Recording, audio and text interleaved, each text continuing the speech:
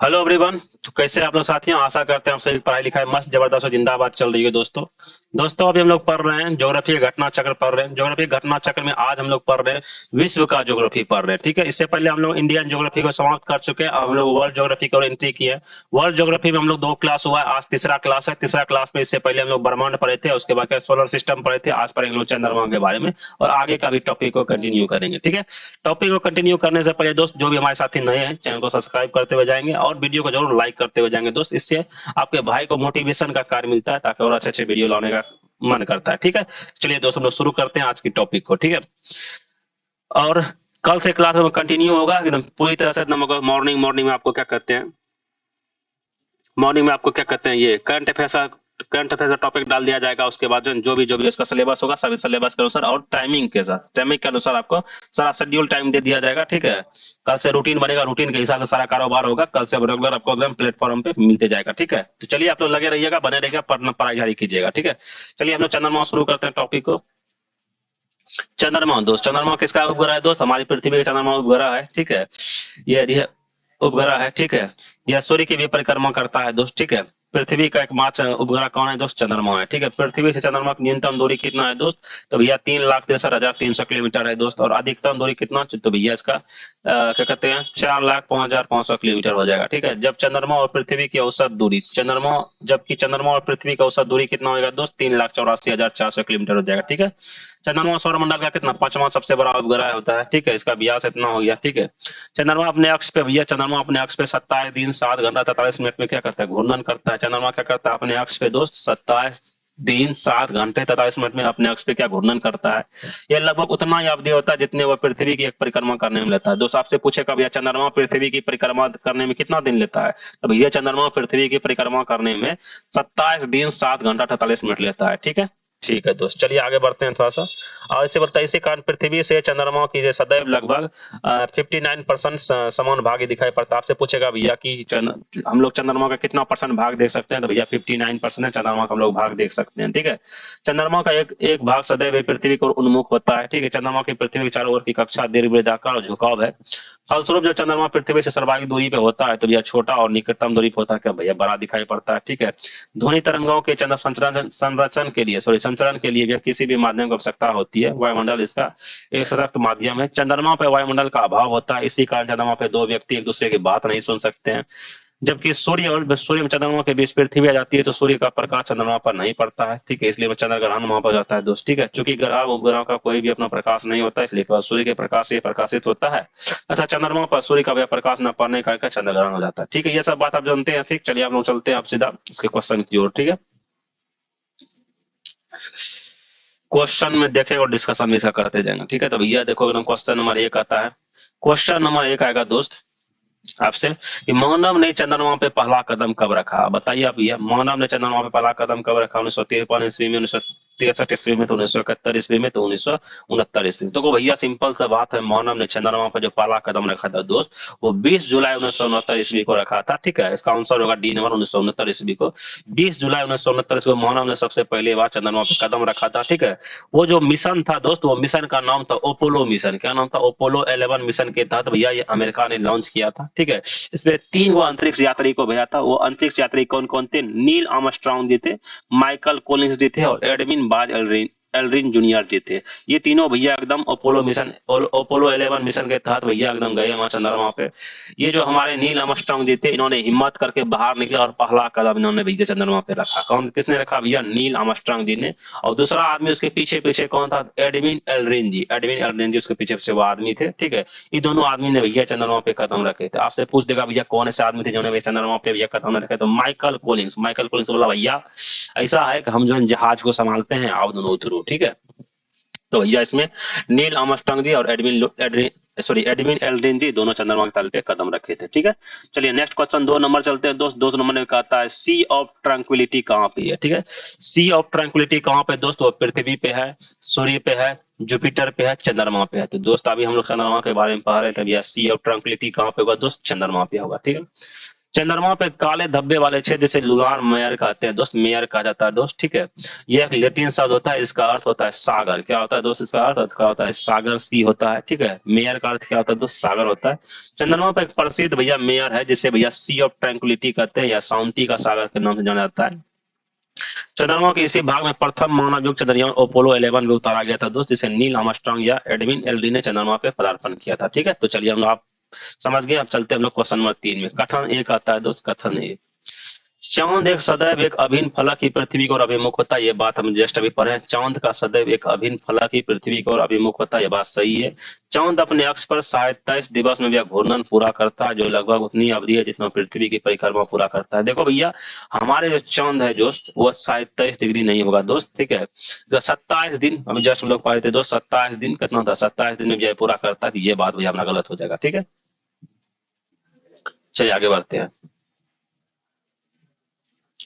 27.33 दिन हो जाएगा, ठीक है। तो 27 दिन में यह लगभग 27 दिन प्लस में ये क्या कहते हैं चंद्रमा का, चंद्रमा जो हमारी पृथ्वी का परिक्रमा करता है, ठीक है।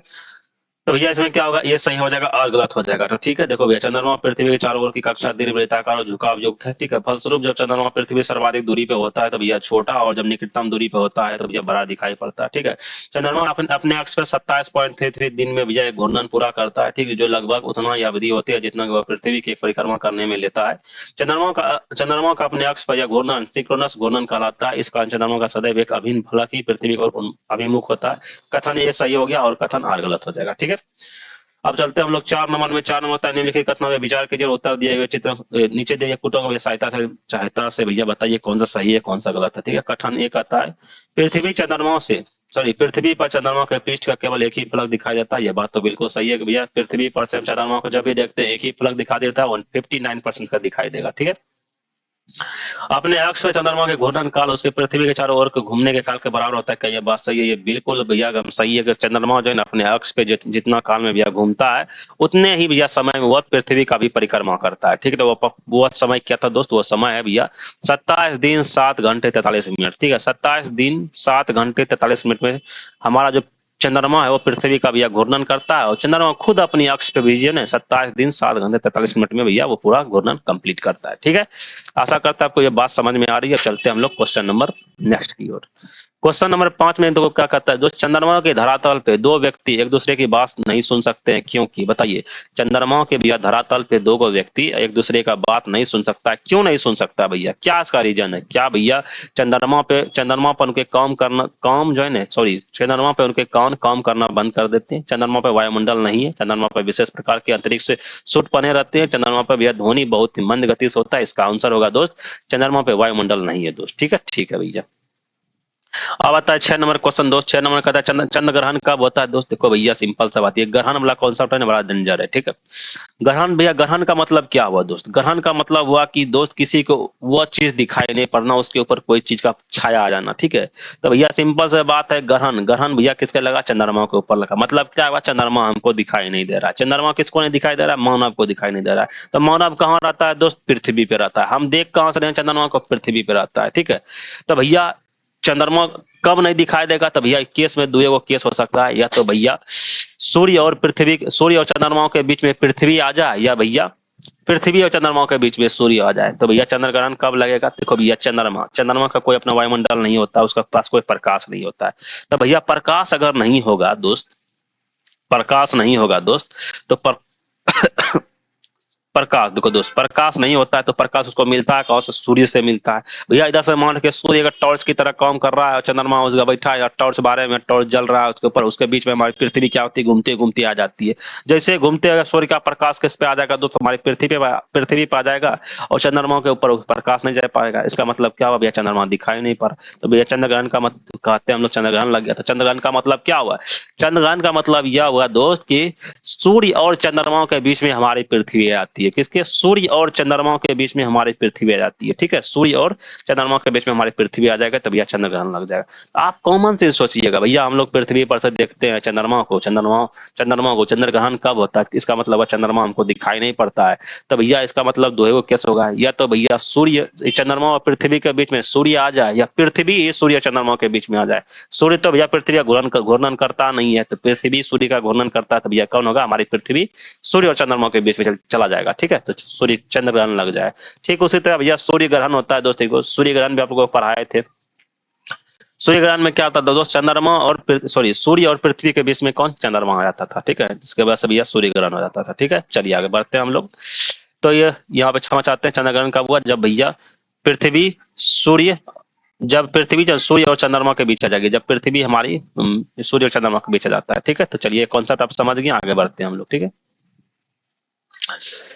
अब आता है दोस्त चंद्र ग्रहण होता है भैया, अभी अभी जस्ट हम आप लोग को बताए चंद्र ग्रहण कब होता है, जब भैया क्या कहते हैं सूर्य और चंद्रमा के बीच में कौन आएगा, पृथ्वी आ जाएगा। जब पृथ्वी हमारी सूर्य और चंद्रमा के बीच जाती है, जब हमारी पृथ्वी सूर्य और चंद्रमा के बीच आ जाएगी, तो भैया इसका आंसर होगा बी नंबर। ठीक है, कौन से परिस्थिति में चंद्र ग्रहण होता है दोस्त, भैया अर्ध चंद्र, नव चंद्र या पूर्ण चंद्र। आप सभी जानते हैं पूर्ण चंद्र, जिस दिन भैया पूरा पूर्णिमा रहेगा, पूर्णिमा वाला चंद्र रहेगा, उस दिन क्या होगा, चंद्र ग्रहण होगा। ठीक है, चलिए आगे बढ़ते हैं दोस्त।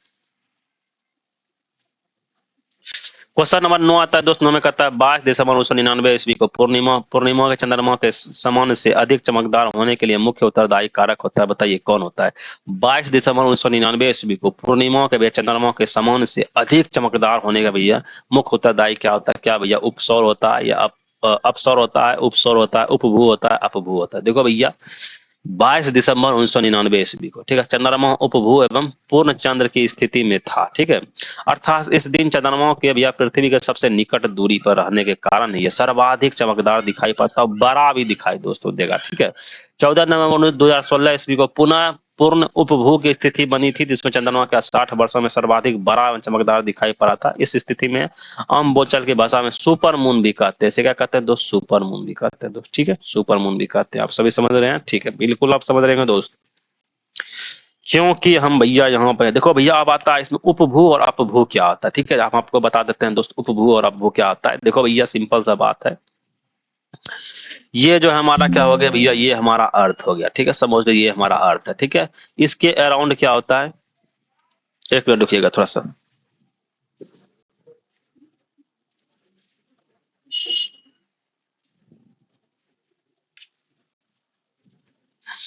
हाँ, तो हम लोग कहाँ थे, देखो भैया मान लिखिएगा, ये जो हमारी है माता अर्थ है। ठीक है, इसके अराउंड हम लोग घुमा दिए किसको भैया, ये देखो ये इसके ऊपर अराउंड में कौन चंद्रमा घूम रहा है। ठीक है, चंद्रमा। ठीक है, एक मिनट थोड़ा सा, ये क्या हुआ भैया, ऐसे करके हमारी चंद्रमा ऐसे करके घूमेगा। ठीक है, तो भैया यहाँ पे हमारा चंद्रमा जी एकदम पूरा पृथ्वी का चक्कर लगा रहा है, चक्कर लगा रहा है, चक्कर लगा रहा है, घूम रहा है, घूम रहा है। जब चंद्रमा यहाँ आ जाएगा ना दोस्त, यहाँ पे इस स्थिति में क्या अपभू कहलाएगा, जब चंद्रमा पृथ्वी के नजदीक रहेगा, जब चंद्रमा पृथ्वी के नजदीक रहेगा, जहाँ क्या अपभू कहलाएगा। ठीक है, सॉरी सॉरी उपभू कहलाएगा, उपभू, उपभू क्षमा चाहते हैं, यहाँ पे क्या कहलाएगा दोस्त, उपभू कहलाएगा। जब सूर्य और जब चंद्रमा और पृथ्वी की दूरी कम रहेगी या नजदीक रहेगा तब यह उपभू कहलाएगा। जब दूर हो जाएगा दोस्त, जब यहाँ पे चंद्रमा बहुत दूर हो जाएगा पृथ्वी से, ये अर्थ हो जाएगा, एक बार रुको, ये अर्थ, ये हो गया मून। ठीक है, मून। ठीक है, जब अर्थ और मून से ज्यादा दूर, यहाँ पे अपभू कहलाएगा, यहाँ पे होगा अपभू, अप यहाँ पे आएगा अपभू और यहाँ पे आ जाएगा क्या, उपभू, यहाँ पे आएगा उपभू। ठीक है, तो आप लोग समझ गए उप और आपका कॉन्सेप्ट। अप मना क्या, अप मना होता है ऊपर, बहुत दूर, तो इसका मतलब क्या, चंद्रमा ऊपर है, बहुत दूर है हमारा पृथ्वी से। उप मना क्या, उप हुआ नीचे भी, आ गया उपभू हो गया।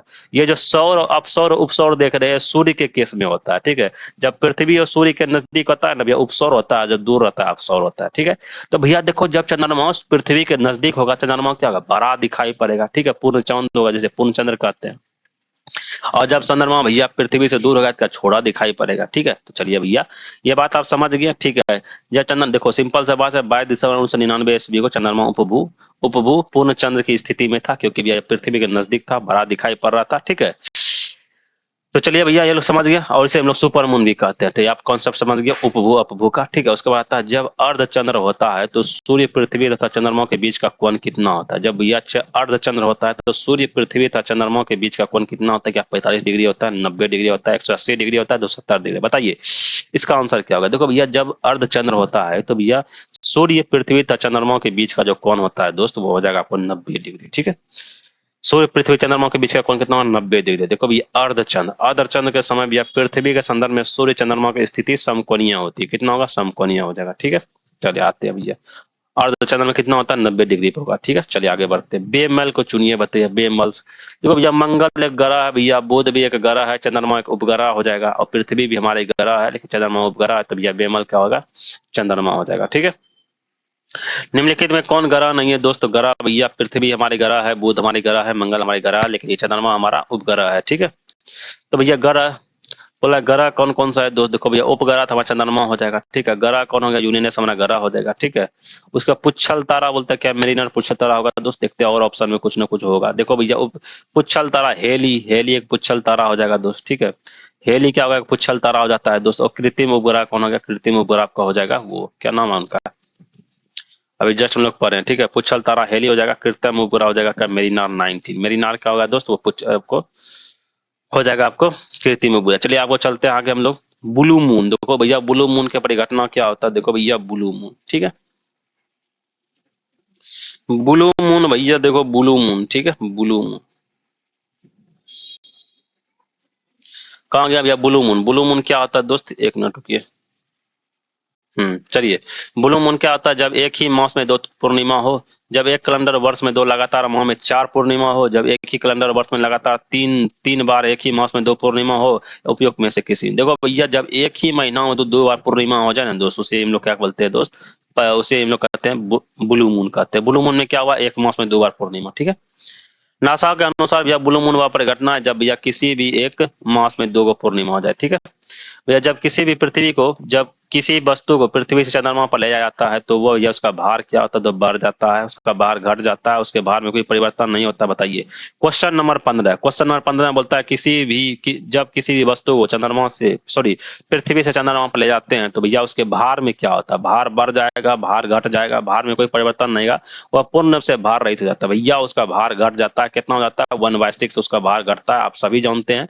अकॉर्डिंग टू गुरुत्वाकर्षण लॉ दोस्त, जैसे हम लोग चंद्रमा से कोई भी वस्तु जाएगा, या हम ही जाएंगे या कोई चीज ले जाएंगे, जैसे चंद्रमा पर जाएगा, चंद्रमा पे क्या होगा दोस्त, उसका भार 1/6 बटा से घट जाएगा। ठीक है, अगर आपसे पूछेगा द्रव्यमान पे भैया क्या होगा, द्रव्यमान पे क्या इफेक्ट पड़ेगा, भैया द्रव्यमान हमारा कहीं भी बदलता नहीं, तो द्रव्यमान और भार जो है दोनों अलग अलग है, इस चीज को ध्यान में रखिएगा। द्रव्यमान और जो है भार जो है अलग अलग होता है, द्रव्यमान भैया कहीं भी चेंज नहीं होता, वहीं भार हमारा चेंज हो जाएगा। ठीक है, तो भार का सही मात्रक न्यूटन होता है, और द्रव्यमान का सही मात्रक क्या होता है, केजी होता है। चलिए हम लोग आगे बढ़ते हैं।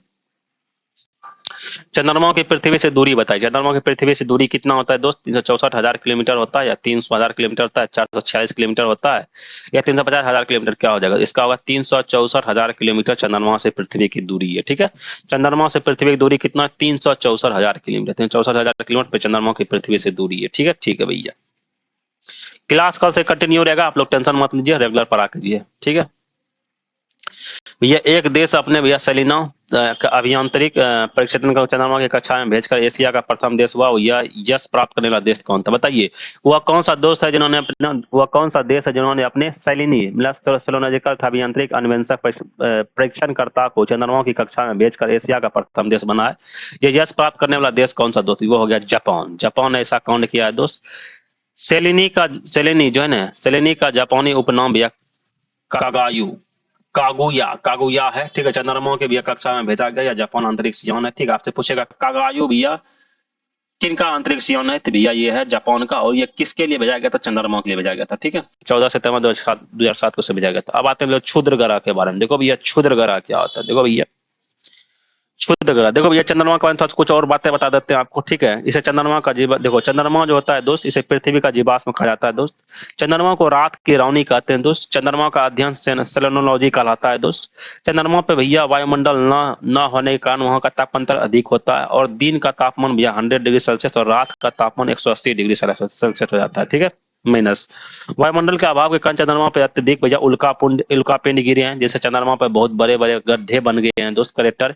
इन क्रेटर में सूर्य का प्रकाश नहीं जाता है, जिस कारण वह भाग पृथ्वी को देखने पर धब्बा के समान दिखाई पड़ता है। ठीक है, वायुमंडल के अभाव में चंद्रमा पर ध्वनि तो उत्पन्न होती है, किंतु सुनाई नहीं देगा दोस्त, साथ ही आकाश काला दिखाई देगा दोस्त। ठीक है, चंद्रमा तथा पृथ्वी के बीच की जो औसत दूरी होता है 3,84,000 किलोमीटर है, जिसे हम लोग 3,64,000 भी कह सकते हैं। ठीक है, औसत दूरी। यहाँ पे जो प्रकाश को होने में 1.3 सेकंड लगता है दोस्त, यहाँ उपभू। इसमें दोस्त दो केस होता है, एक उपभू होता है, अपभू होता है। उपभू क्या हुआ दोस्त, जब पृथ्वी और चंद्रमा के बीच की दूरी कम होगा उसे उपभू कहते हैं। जब पृथ्वी और चंद्रमा के बीच की दूरी बहुत अधिक होगा, दूर होगा, तो उसे अपभू कहेंगे, उसे अपभू कहेंगे। ठीक है। एक आता है सुपर मून दोस्त, जब चंद्रमा पृथ्वी के समीप आ जाता है तो यह बहुत बड़ा दिखाई पड़ता है, जिसे सुपर मून कहते हैं। हमें पृथ्वी चंद्रमा का अधिकतम 59% ही भाग हमको दिखाई पड़ता है दोस्त। चंद्रमा की कहता है भैया फेज ऑफ मून, जिसे चंद्रमा की कला कहते हैं भैया।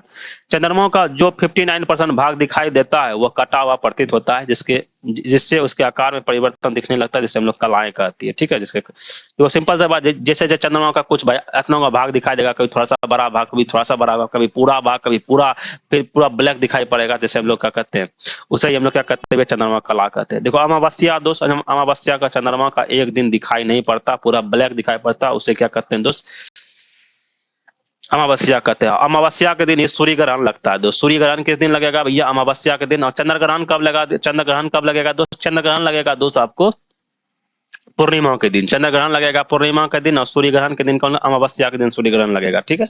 आइए भाई, पूर्णिमा क्या होता है, जिस दिन चंद्रमा का पूरा भाग दिखाई पड़ता है, पूरा दिखाई पड़ता है, उस दिन क्या चाहिए, पूर्णिमा एकदम मस्त चमकीला दिखाई पड़ता है, बड़ा दिखाई पड़ता है, उसे लोग क्या कहते हैं दोस्त, पूर्णिमा का दिन कहते हैं। ठीक है। एक पूर्णिमा और अगले पूर्णिमा या एक अमावस्या अगली अमावस्या में 28 दिन का अंतराल होता है। तो सिंपल सा बात है, एक पूर्णिमा और अगला पूर्णिमा के बीच में 28 दिन का भैया गैपिंग रहेगा, या एक अमावस्या और दूसरा अमावस्या के बीच में जो गैप होगा दोस्तों 28 दिन का होगा। ठीक है। एक होता है शुक्ल पक्ष दोस्त। शुक्ल पक्ष क्या होता है दोस्त, अमावस्या से पूर्णिमा की यात्रा को शुक्ल पक्ष कहते हैं। अमावस्या से जो पूर्णिमा की ओर जाने में जो भी यात्रा क्रम होता है उसे शुक्ल पक्ष कहते हैं दोस्त। ये 14 दिन का होता है दोस्त। आपसे पूछेगा शुक्ल पक्ष कितना दिन का होता है, तो 14 दिन का होता है। फिर आता है कृष्ण पक्ष दोस्त। कृष्ण पक्ष क्या होता है, पूर्णिमा से अमावस्या, पहले अमावस्या से पूर्णिमा गए तो शुक्ल हो गए। ठीक है। उसके बाद कहते हैं, उसके बाद क्या कहते हैं, उसके बाद कहते हैं पूर्णिमा से, जब हम पूर्णिमा से अमावस्या की ओर जाएंगे तो उसे कृष्ण पक्ष कहेंगे। ठीक है। कृष्ण जी क्या हुए थे, गोरा से काला। काला याद रखिएगा, कृष्ण जी हमारे जो कहते हैं सांवले थे, क्षमा चाहते हैं। ठीक है। ये पढ़ने के लिए, याद करने के लिए बोलते हैं। कृष्ण जी हमारे बहुत ही प्यारे, बहुत ही क्यूट थे। ठीक है। लेकिन अगर याद रखेंगे भैया, जब गोरा से, मतलब गोरा क्या हुआ भैया, जब चंद्र क्या कहते हैं उसे, पूर्णिमा का दिन होगा, पूर्णिमा से काला की ओर जाएंगे कृष्ण पक्ष कहलाएगा। और जब क्या कहते हैं काला से गोरा की ओर जाएंगे तो शुक्ल पक्ष कहलाएगा। ठीक है। मतलब अमावस्या से जब चंद्रमा को जाएगा तो शुक्ल पक्ष, और चंद्रमा से इसका कहते हैं पूर्णिमा से जब अमावस्या की ओर जाएंगे तो कृष्ण पक्ष कहलाएगा। ठीक है। दोनों के बीच में कितना, 14 दिन का ग्रहण होता है। ठीक है। चलिए, ब्लू मून क्या कहलाता है दोस्तों, अभी सुपर मून पर, सुपर मून क्या दोस्त, बड़ा दिखता है। ठीक है। चंद्रमा जब बड़ा दिखा सुपर मून कहते थे। ब्लू मून क्या कहता है, जब एक ही महीने में 2 पूर्णिमा होता है तो उसे ब्लू मून कहते हैं दोस्त। एक ही महीने में जब 2 बार पूर्णिमा होगा तो ब्लू मून कहेंगे दोस्त। सुपर मून जो है 2012 ईस्वी में हुआ था पूर्णिमा के दिन, और ब्लू मून 29 अगस्त 2012 ईस्वी को हुआ था। ठीक है।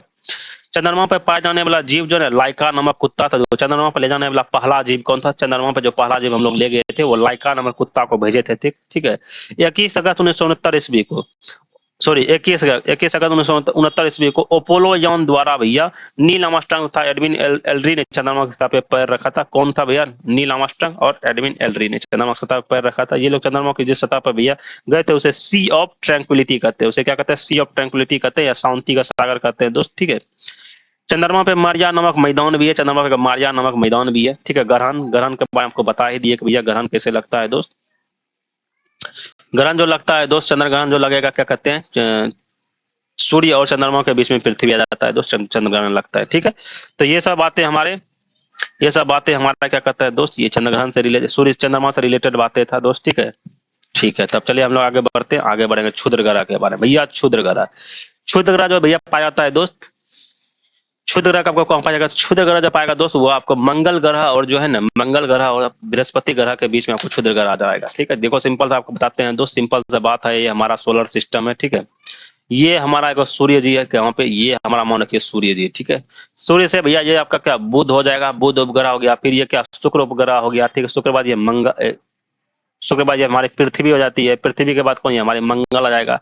मंगल के बाद ये क्या है, मंगल के बाद ये हमारा बृहस्पति होगा। बृहस्पति के बाद शनि होगा। शनि के बाद क्या होता है, अरुण होगा। अरुण के बाद कौन होगा दोस्त, यहाँ पे वरुण हो जाएगा। ठीक है। अरे भैया कहाँ चले गए, कहाँ से तर पा रहे हैं। ठीक है। तो यहाँ पे अरुण वरुण हो गया, ये क्या सूर्य हुआ, सूर्य के बाद कौन है, ये बुध हो महाराज हो गया, बुध के बाद शुक्र हो गया, शुक्र के बाद पृथ्वी हो गया, पृथ्वी के बाद ये कौन हो गया भैया मंगल। ये मंगल और बृहस्पति के बीच में, ये हो गया बृहस्पति, ठीक है। ये मंगल और बृहस्पति के बीच में ये क्या होता है, क्षुद्र ग्रह जो है ना भागते रहता है इधर से उधर, ठीक है। क्या होगा, क्षुद्र ग्रह हो जाएगा, ठीक है। ये इधर से उधर भैया आपको भागते रहे नजर आएंगे, ठीक है। ठीक है भैया। क्षुद्र ग्रह भागते जाएंगे, ठीक है। तो चलिए आप लोग पढ़ते आगे बढ़ते हैं, इसका क्वेश्चन देखते हैं दोस्त, ठीक है। क्षुद्र ग्रह भैया, देखो भैया यहाँ पे क्या है, क्षुद्र ग्रह क्या क्या, पथरीले पथरीले और धातुओं के ऐसे पिंड होते हैं जो सूर्य की परिक्रमा करते हैं। अधिकांश क्षुद्र ग्रह बृहस्पति और मंगल के बीच में भैया पट्टी में स्थित होते हैं, ठीक है। उसके बाद आइए, सभी सभी क्षुद्र ग्रह अनियमित आकार के होते हैं। मंगल और बृहस्पति की कक्षाओं के बीच सूर्य ग्रह के चारों क्षुद्र ग्रह परिक्रमा लगाते हैं दोस्त, ठीक है। ये सब बातें क्षुद्र ग्रह का, इसका सीधा क्वेश्चन पे आते हैं हम लोग, ठीक है। देखो भैया, मंगल और बृहस्पति की कक्षाओं के बीच सूर्य के चारों ओर परिक्रमा करने वाले शैलों के छोटे टुकड़ों में समूह को भैया क्या कहते हैं दोस्त, उल्का पिंड कहते हैं, धूमकेतु कहते हैं, उल्का पिंड, ये क्षुद्र ग्रह कहते हैं। इसका आंसर होगा डी नंबर, उससे हम लोग क्षुद्र ग्रह कहते हैं, ठीक है। मंगल और बृहस्पति की कक्षाओं के बीच सूर्य के चारों ओर क्षुद्र ग्रह परिक्रमा करते हैं दोस्त। अधिकांश क्षुद्र ग्रह छोटे होते हैं, किंतु कुछ का व्यास 1000 किलोमीटर तक से बड़ा होता है, ठीक है। सेरेस सेरेस का व्यास लगभग 952 किलोमीटर होता है। सौरमंडल में अवस्थिति के अनुसार क्षुद्र ग्रह को भैया श्रेणीबद्ध किया गया है, ठीक है। एक होता है मैन बेल्ट, होता है जैसे मुख्य पेटी कहता है, इसमें सूर्य के 2 से 4 खगोलीय इकाई की दूरी पर मंगल और बृहस्पति ग्रहों के बीच स्थित चट्टानी टुकड़े होते हैं। ये सब प्रमुख क्षुद्र ग्रह कौन कौन है भैया, हैंगरियस हो जाएगा, फ्लोरिया फ्लोरस हो, फोकिया होगा, कोरोनियस होगा, कोरोनिस, इयोस होगा, थैमिस होगा, सिबेल होगा और हिल्डास, ये सभी क्या आपको क्षुद्र ग्रह होगा, ठीक है। पृथ्वी के निकट का क्षुद्र ग्रह कौन होगा दोस्त, इसमें एटन, अपोलो, अमोर एवं अटीरा, ये भैया पृथ्वी के निकट का क्षुद्र ग्रह हो जाएगा, ठीक है। ट्रांजिस भैया, यह बृहस्पति के लैग्रेंज बिंदु के समीप स्थित है, ठीक है। ट्रांजिस जो क्षुद्र ग्रह है वो भैया, वो बृहस्पति उपग्रह के लैग्रेंज बिंदु के भैया करीब है, ठीक है। चलिए आप लोग क्वेश्चन नंबर 2 में चलते हैं। क्षुद्र ग्रह के विषय में निम्नलिखित कथनों में विचार कीजिए। क्षुद्र ग्रह सूर्य की परिक्रमा करने वाले विभिन्न आकारों में चट्टानी मलबे हैं, ये बात बिल्कुल सही है। अधिकांश क्षुद्र ग्रह छोटे हैं, किंतु कुछ का व्यास 1000 किलोमीटर से बड़ा है, तब बिल्कुल ये भी बात सही है। क्षुद्र ग्रह की कक्षा बृहस्पति और शनि की कक्षा के बीच में होती है, नहीं भाई ये बात गलत है। क्षुद्र ग्रह की जो कक्षा होती है बृहस्पति और मंगल के ग्रह के बीच में होती है, ठीक है। तो इसमें कौन सा सही हो जाएगा दोस्त, इसमें 2 सही हो जाएगा, 1 और 2 सही होंगे, बाकी 3 नंबर गलत हो जाएगा, ठीक है।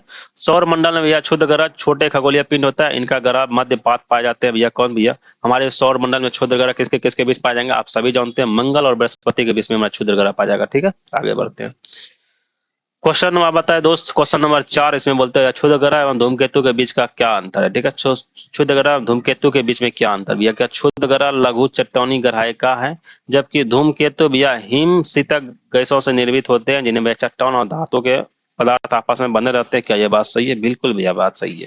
देखो भैया, क्षुद्र ग्रह क्या है, लघु चट्टानी है, ठीक है, जबकि धूमकेतु क्या है, हिम शीतक गैसों से निर्मित होता है, ये जिन्हें चट्टान और धातु पदार्थ आपस में बंधे होते हैं, चट्टान और धातु इसमें आपस में बंधे होते हैं धूमकेतु में, ठीक है। क्या क्षुद्र ग्रह भैया अधिकांश बृहस्पति और मंगल के परिक्रमा के बीच में पाया जाता है, जबकि भैया धूमकेतु अधिकांश शुक्र और बुध के पाया जाता है, भैया ये बात बिल्कुल गलत है दोस्त, ठीक है। धूमकेतु भैया गोचर दीप्तमान कुछ कुछ पुछ दर्शाता है, क्या भैया धूमकेतु गोचर दीप्तमान पुछ दर्शाते हैं, जबकि क्षुद्र ग्रह यह नहीं दर्शाता, ये बात बिल्कुल सही है, जिसे हम पुच्छल तारा भी कहते हैं, ठीक है। आइए बात चलते हैं, इसका आंसर होगा बी नंबर, 1 और 3 सही होगा दोस्त, बी नंबर गलत हो जाएगा, ठीक है। देखो भैया, इसका डिस्कशन देखते हैं। देखो भैया, धूमकेतु सौरमंडल निकाय है जो पत्थर, धूल, बर्फ और गैस के बने हुए छोटे छोटे खंड होते हैं, ठीक है। ये ग्रहों के समान सूर्य की परिक्रमा करते हैं। धूमकेतु में 3 प्रमुख मुख्य भाग होता है, जैसे नाभि हो गया, कोमा हो गया और पूछ हो गया, ठीक है। नाभि धूमकेतु का केंद्र होता है जो पत्थर और बर्फ का बना होता है, ठीक है। नाभि के चारों ओर गैस के धूल के बादल को भी कोमा कहते हैं, ठीक है। नाभि के चारों ओर गैस के धूल को भी बादल का क्या कहते हैं हम लोग, कोमा कहते हैं। नाभि तक कोमा से निकलने वाला गैस आयन और धूल 2 पूछ का आकार ले लेती है। धूमकेतु मुख्यतः कुइपर बेल्ट एवं ऊर्ट क्लाउड में पाए जाते हैं, ठीक है। क्षुद्र ग्रह पथरीला धातुओं के ऐसे पिंड होते हैं जो भैया सूर्य की परिक्रमा करते हैं। अधिकांश क्षुद्र ग्रह बृहस्पति मंगल के बीच की एक पट्टी में अवस्थित होता है, ठीक है। ऊर्ट क्लाउड में पाया जाता है, ठीक है। चलिए भैया आगे बढ़ते हैं हम लोग। तो चलिए हम क्षुद्र ग्रह के बारे में पढ़ लिए, धूमकेतु के बारे में पढ़ लिए। अब आता है दोस्त धूमकेतु उल्का पिंड, ठीक है। ये आता है धूमकेतु उल्का पिंड, ठीक है। तो भैया धूमकेतु क्या होता है, धूमकेतु को उसको पुच्छल तारा भी कहते हैं, ठीक है। ये धूल से, बर्फ से, हिमानी गैस के पिंड होते हैं, ठीक है। सूर्य के दूर एवं ठंडे अंधेरे क्षेत्र में ये रहते हैं दोस्त। सूर्य के चारों ओर ये लंबी किंतु अनियमित एवं असामान्य केंद्रित कक्षा में भैया घूमते हैं, ठीक है। धूमकेतु अपनी कक्षा में घूमते हुए कई वर्षों के पश्चात जब सूर्य के समीप गुजरते हैं तो गर्म होने पर उनमें गैसें फुहारे निकलते हैं जो एक लंबी चमकीली पूंछ के समान प्रतीत होती है। तो कभी कभी ये पूछ लाखों किलोमीटर होती है, जिसे हम लोग पुच्छल तारा कहते हैं, ठीक है। धूमकेतु में समझता दो पूछे होती है, एक धूलकण से युक्त, एक होता है आयोनाइज्ड से, ठीक है। दोनों की उत्पत्ति कोमा से होती है, कोमा से होती है विद्युत आवेश कणों का युक्त आयोनाइज्ड पुच्छर सौरिक चुंबकीय क्षेत्र से उत्पन्न चुंबकीय बल के विशेष प्रभाव के कारण सूर्य की विपरीत दिशा में होती है, सौर हवाएं के सहारे आगे बढ़ती है, जबकि धूल कणों से युक्त पुच्छर सूर्य के विकिरण दबाव में बढ़ती है, ठीक है। धूमकेतु के शीर्ष को क्या कहते हैं दोस्त, कोमा कहते हैं दोस्त, ठीक है। धूमकेतु मुख्यतः भैया कुपर बेल्ट एवं उर्ट क्लाउड में पाया जाता है। आपसे पूछेगा भैया धूमकेतु कहाँ पाया जाएगा, धूमकेतु कुपर बेल्ट एवं उर्ट क्लाउड में पाए जाते हैं, ठीक है। नेपच्यून ग्रह के भैया परे कुपर बेल्ट के धूमकेतु लघु अवधि धूमकेतु होती है, ठीक है। ये सब बात हो गया, ठीक है। आइए बढ़ते हैं भैया इसका क्वेश्चन की ओर, ठीक है।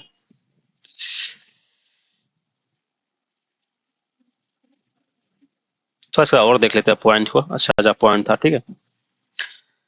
देखो भैया जो क्या कहते हैं, नेपच्यून जो ग्रह के भैया कुपर बेल्ट के धूमकेतु लघु अवधि के धूमकेतु होते हैं जो सूर्य के परिक्रमा करने में 200 वर्ष से कम समय लेता है। जैसे कि लघु अवधि या हेली धूमकेतु पृथ्वी से 76 वर्ष के अंतराल पर दिखाई देता है, ठीक है। सौरमंडल के बाहरी छोर पर भैया स्थित ऊर्ट क्लाउड से आने वाले धूमकेतु दीर्घ अवधि के धूमकेतु कहलाते हैं, ठीक है।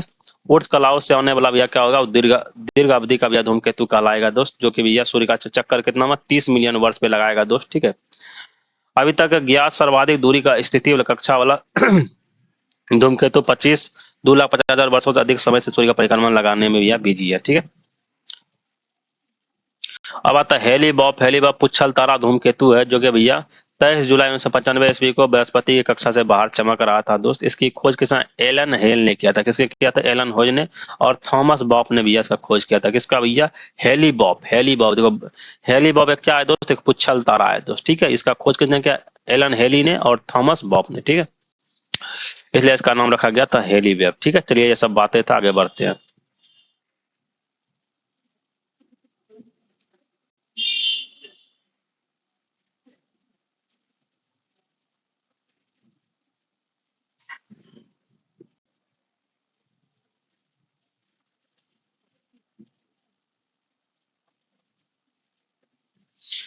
इसे टूटने वाला तारा भी कहते हैं दोस्त, ठीक है।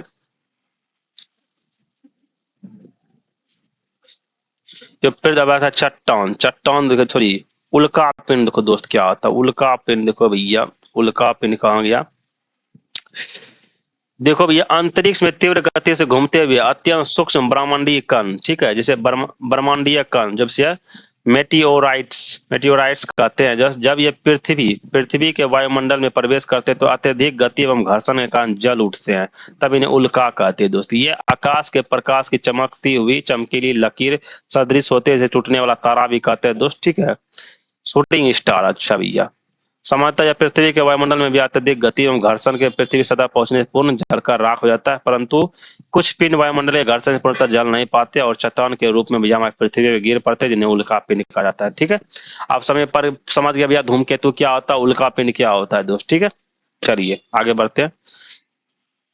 धूमकेतु के भैया पुच्छ सूर्य से परे दिष्ट होती है, क्योंकि भैया जैसे जैसे धूमकेतु सूर्य के चारों ओर घूर्णन करते हैं वैसे वैसे उसका हल्का द्रव्यमान केवल अपकेंद्रीय बल के कारण दूर छिपित होता है। क्या ये बात सही होगा, देखो सिंपल सा बात है, इसका आंसर हम लोग देखते हैं। देखो भैया जैसे जैसे धूमकेतु घूर्णन करते हैं उसका हल्का द्रव्यमान उसकी पुच्छ की दिशा में स्थित किसी भी तारे द्वारा आकर्षित हो जाते हैं, ठीक है। इसीलिए भैया उसके क्या कहते हैं, पुच्छ परे दिष्ट होते हैं, ठीक है। तो इसका आंसर क्या हो जाएगा दोस्त, सी नंबर। यहाँ आता है सी नंबर दोस्त। सूर्य द्वारा उत्सर्जित विकिरण धूमकेतु पर भैज दाब डालता है, जिससे उसके भैया पुच्छ सूर्य से दूर विक्षिप्त हो जाते हैं। ये आंसर इसका सही हो जाएगा। धूमकेतु की पुच्छ सदैव एक ही अभिविन्यास में रहती है ना भैया, ये भी गलत हो गया, ये भी गलत हो गया, ये भी गलत हो गया। इसका आंसर क्या होगा दोस्त, धूमकेतु की पुच्छ सूर्य से प्रेदिष्ट होती है। क्यों होती है भैया, क्योंकि भैया सूर्य द्वारा जो उत्सर्जित विकिरण धूमकेतु पर भैज दाब डालता है दोस्त, ठीक है, जिसके बाद उसकी पुच्छ सूर्य से दूर विक्षिप्त हो जाता है, ठीक है।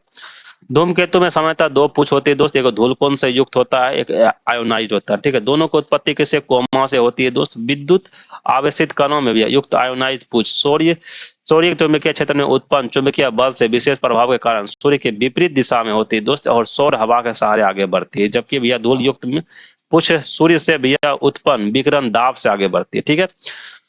जो भैया धूल कण से युक्त जो पूछ होता है वो सूर्य के उत्पन्न विकिरण दाब से आगे बढ़ेगा दोस्त, और जो एक भैया आयोनाइज होता है, आयोनाइज क्या होता है, सूर्य के चुंबकीय क्षेत्र से जो उत्पन्न चुंबकीय बल होता है उसके विशेष प्रभाव से होता है, ठीक है। क्वेश्चन नंबर 6 आता है, हेली बॉब किसका नाम है दोस्त, पुच्छल तारा का नाम है दोस्त। हेली बॉब अब जस्ट हम आपको ऊपर में बताए थे, हेली बॉब पुच्छल तारा का नाम है, ठीक है। चलिए आगे बढ़ते हैं भैया।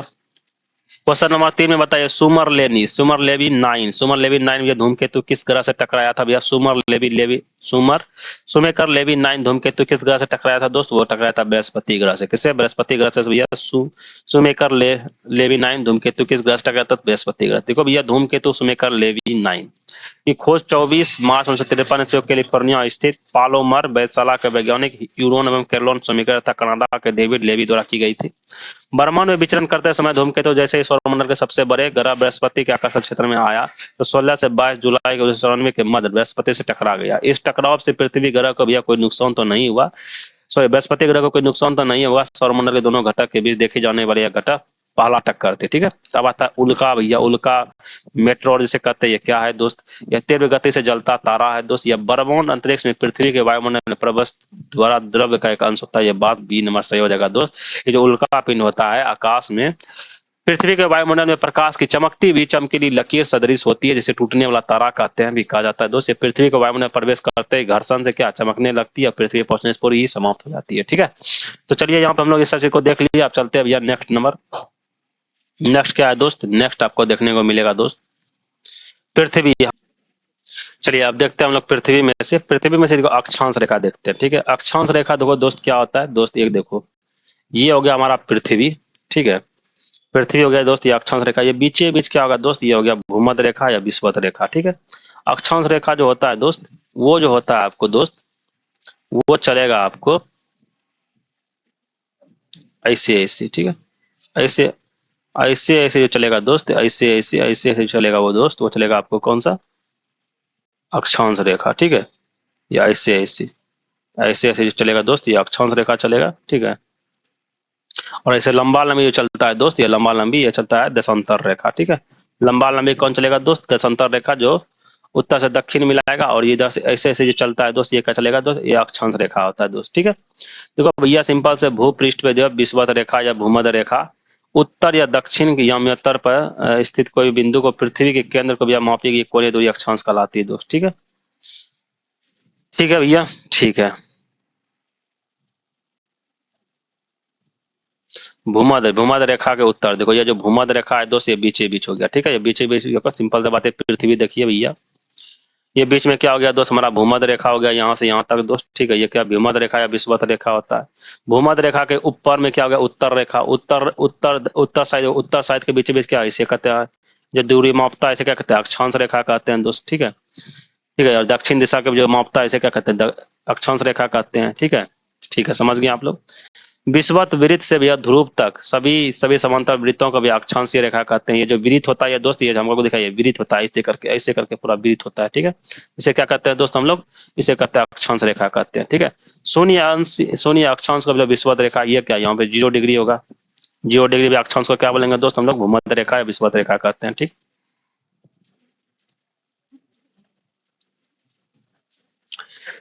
ठीक है, चलो भैया, ठीक है, ठीक है, आगे बढ़ते हैं।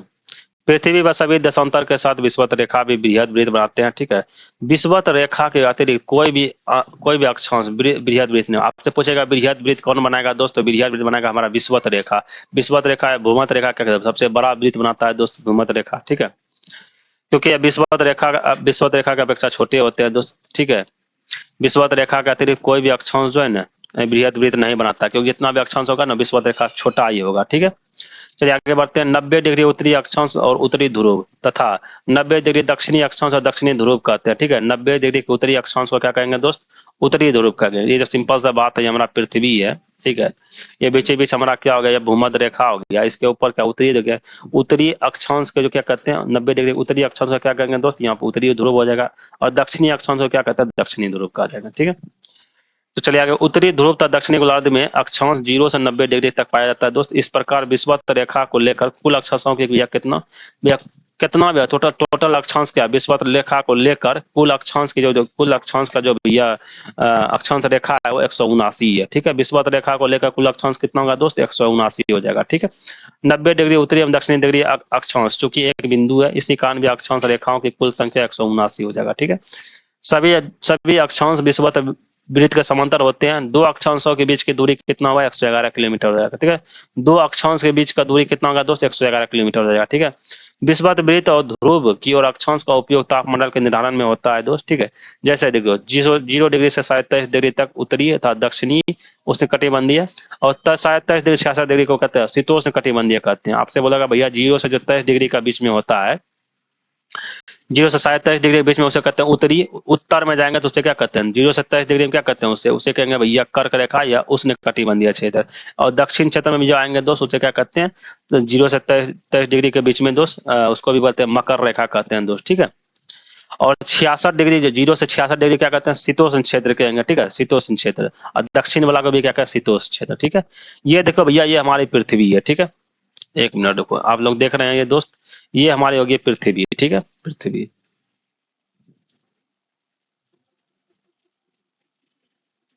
ये अक्षांश रहेगा। ये देखो सिंपल सा बात, ये जो बीचों बीच जो लाइन चला गया दोस्त, ये जैसे 0 डिग्री जो ये है दोस्त, ये जो बीचों बीच लाइन होता है इसे हम लोग कहते हैं क्या, विषुवत रेखा कहते हैं, भूमध्य रेखा कहते हैं तो, ठीक है। विषुवत रेखा या भूमध्य रेखा। विषुवत रेखा से 0 डिग्री से जस्ट ऊपर जाइएगा दोस्त, 0 डिग्री से ऊपर 23.5 डिग्री आएगा, और नीचे भी 0 डिग्री से जाइएगा तो 23.5 डिग्री आएगा, ठीक है। इसे कहते हैं 23.5 डिग्री नॉर्थ को कहेंगे दोस्त कर्क रेखा। 0 डिग्री जो है 0 डिग्री से 23.5 डिग्री नॉर्थ में जाएंगे तो उसे कहेंगे कर्क रेखा। और 0 डिग्री मतलब भूमध्य रेखा से हम नीचे जाएंगे, नीचे मतलब साउथ की ओर जाएंगे 27 डिग्री तो उसे कहेंगे मकर रेखा, ठीक है, मकर रेखा। इसे क्या कहते हैं, उष्ण क्षेत्र कहते हैं, इसे उष्ण क्षेत्र कहेंगे दोस्त।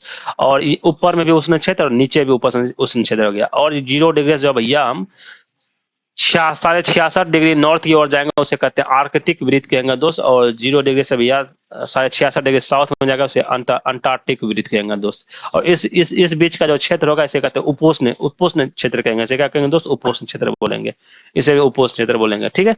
चलिए आगे बढ़ते हैं। उत्तरी गोलार्ध में 27 डिग्री उत्तरी अक्षांश को क्या कहेंगे दोस्त, कर्क रेखा कहेंगे दोस्त। और 66 डिग्री तथा 66 डिग्री उत्तरी अक्षांश रेखा का भैया उत्तरी उपध्रुव वृत्त कहा जाता है, उत्तरी उपध्रुव कहते हैं, आर्कटिक सर्कल भी कहा जाता है, ठीक है। दक्षिणी गोलार्ध में 27 डिग्री को भैया क्या कहते हैं दोस्त, हम लोग मकर रेखा कहते हैं दोस्त। और 66 डिग्री दक्षिणी अक्षांश को क्या कहते हैं दोस्त, दक्षिणी उपध्रुव वृत्त कहता है, ठीक है। शून्य अक्षांश रेखा एवं शून्य अंश देशांतर रेखा भैया प्रधान मध्य रेखा का मिलन कहाँ होता है, अफ्रीका के भैया दक्षिणी भाग पर स्थित गिनी की खाड़ी में होगा, ठीक है। सिंपल सा बात है दोस्त कि भैया शून्य अक्षांश रेखा और देशांतर रेखा, ठीक है। शून्य अक्षांश रेखा, शून्य अंश देशांतर रेखा था। प्रधान मध्य रेखा का मिलन कहाँ होगा दोस्त, प्रधान मध्य रेखा का मिलन कहाँ होगा दोस्त, वो हो जाएगा आपको दोस्त अफ्रीका के गिनी खाड़ी में, ठीक है। यह खाड़ी अटलांटिक महासागर में होता है। शून्य द्वीप एक काल्पनिक क्षेत्र होता है दोस्त, ठीक है। शून्य द्वीप काल्पनिक क्षेत्र होता है दोस्त, ठीक है। जो शून्य अंश अक्षांश रेखा एवं शून्य अंश देशांतर की रेखा के मिलन बिंदु पे भैया अटलांटिक महासागर में स्थित होता है, ठीक है। ग्लोब और मानचित्रों में भैया किसी भी स्थान, शहर एवं देशों के भैया उच्चतम, उत्तरतम एवं दक्षिणतम अवस्थी का निर्धारण अक्षांश के द्वारा ये होता है दोस्त, ठीक है। आपसे पूछेगा भैया कि ग्लोब और मानचित्र में किसी भी स्थान पे शहर, देश का जो उत्तरतम एवं दक्षिणतम अवस्थिति का निर्धारण होता है वो किसके द्वारा होता है, अक्षांश के द्वारा होता है, ठीक है। 0 डिग्री भूमध्य अक्षांश के उत्तर भैया जिस स्थान का अक्षांश मान जितना अधिक होगा उसकी स्थिति सापेक्ष के रूप से कम अक्षीय वाले स्थान से उतने ही अधिक उत्तर मानी जाएगी, ठीक है। जैसे बीजिंग हो गया 39 डिग्री 55 मिनट, नई दिल्ली हो गया 28 डिग्री 38 मिनट, न्यूयॉर्क हो गया भैया 40 डिग्री 45 मिनट, और रोम हो गया 41 डिग्री 54 मिनट, ठीक है। सर्वाधिक उत्तर में स्थित नगर कौन हो गया दोस्तों, रोम हो जाएगा, ठीक है।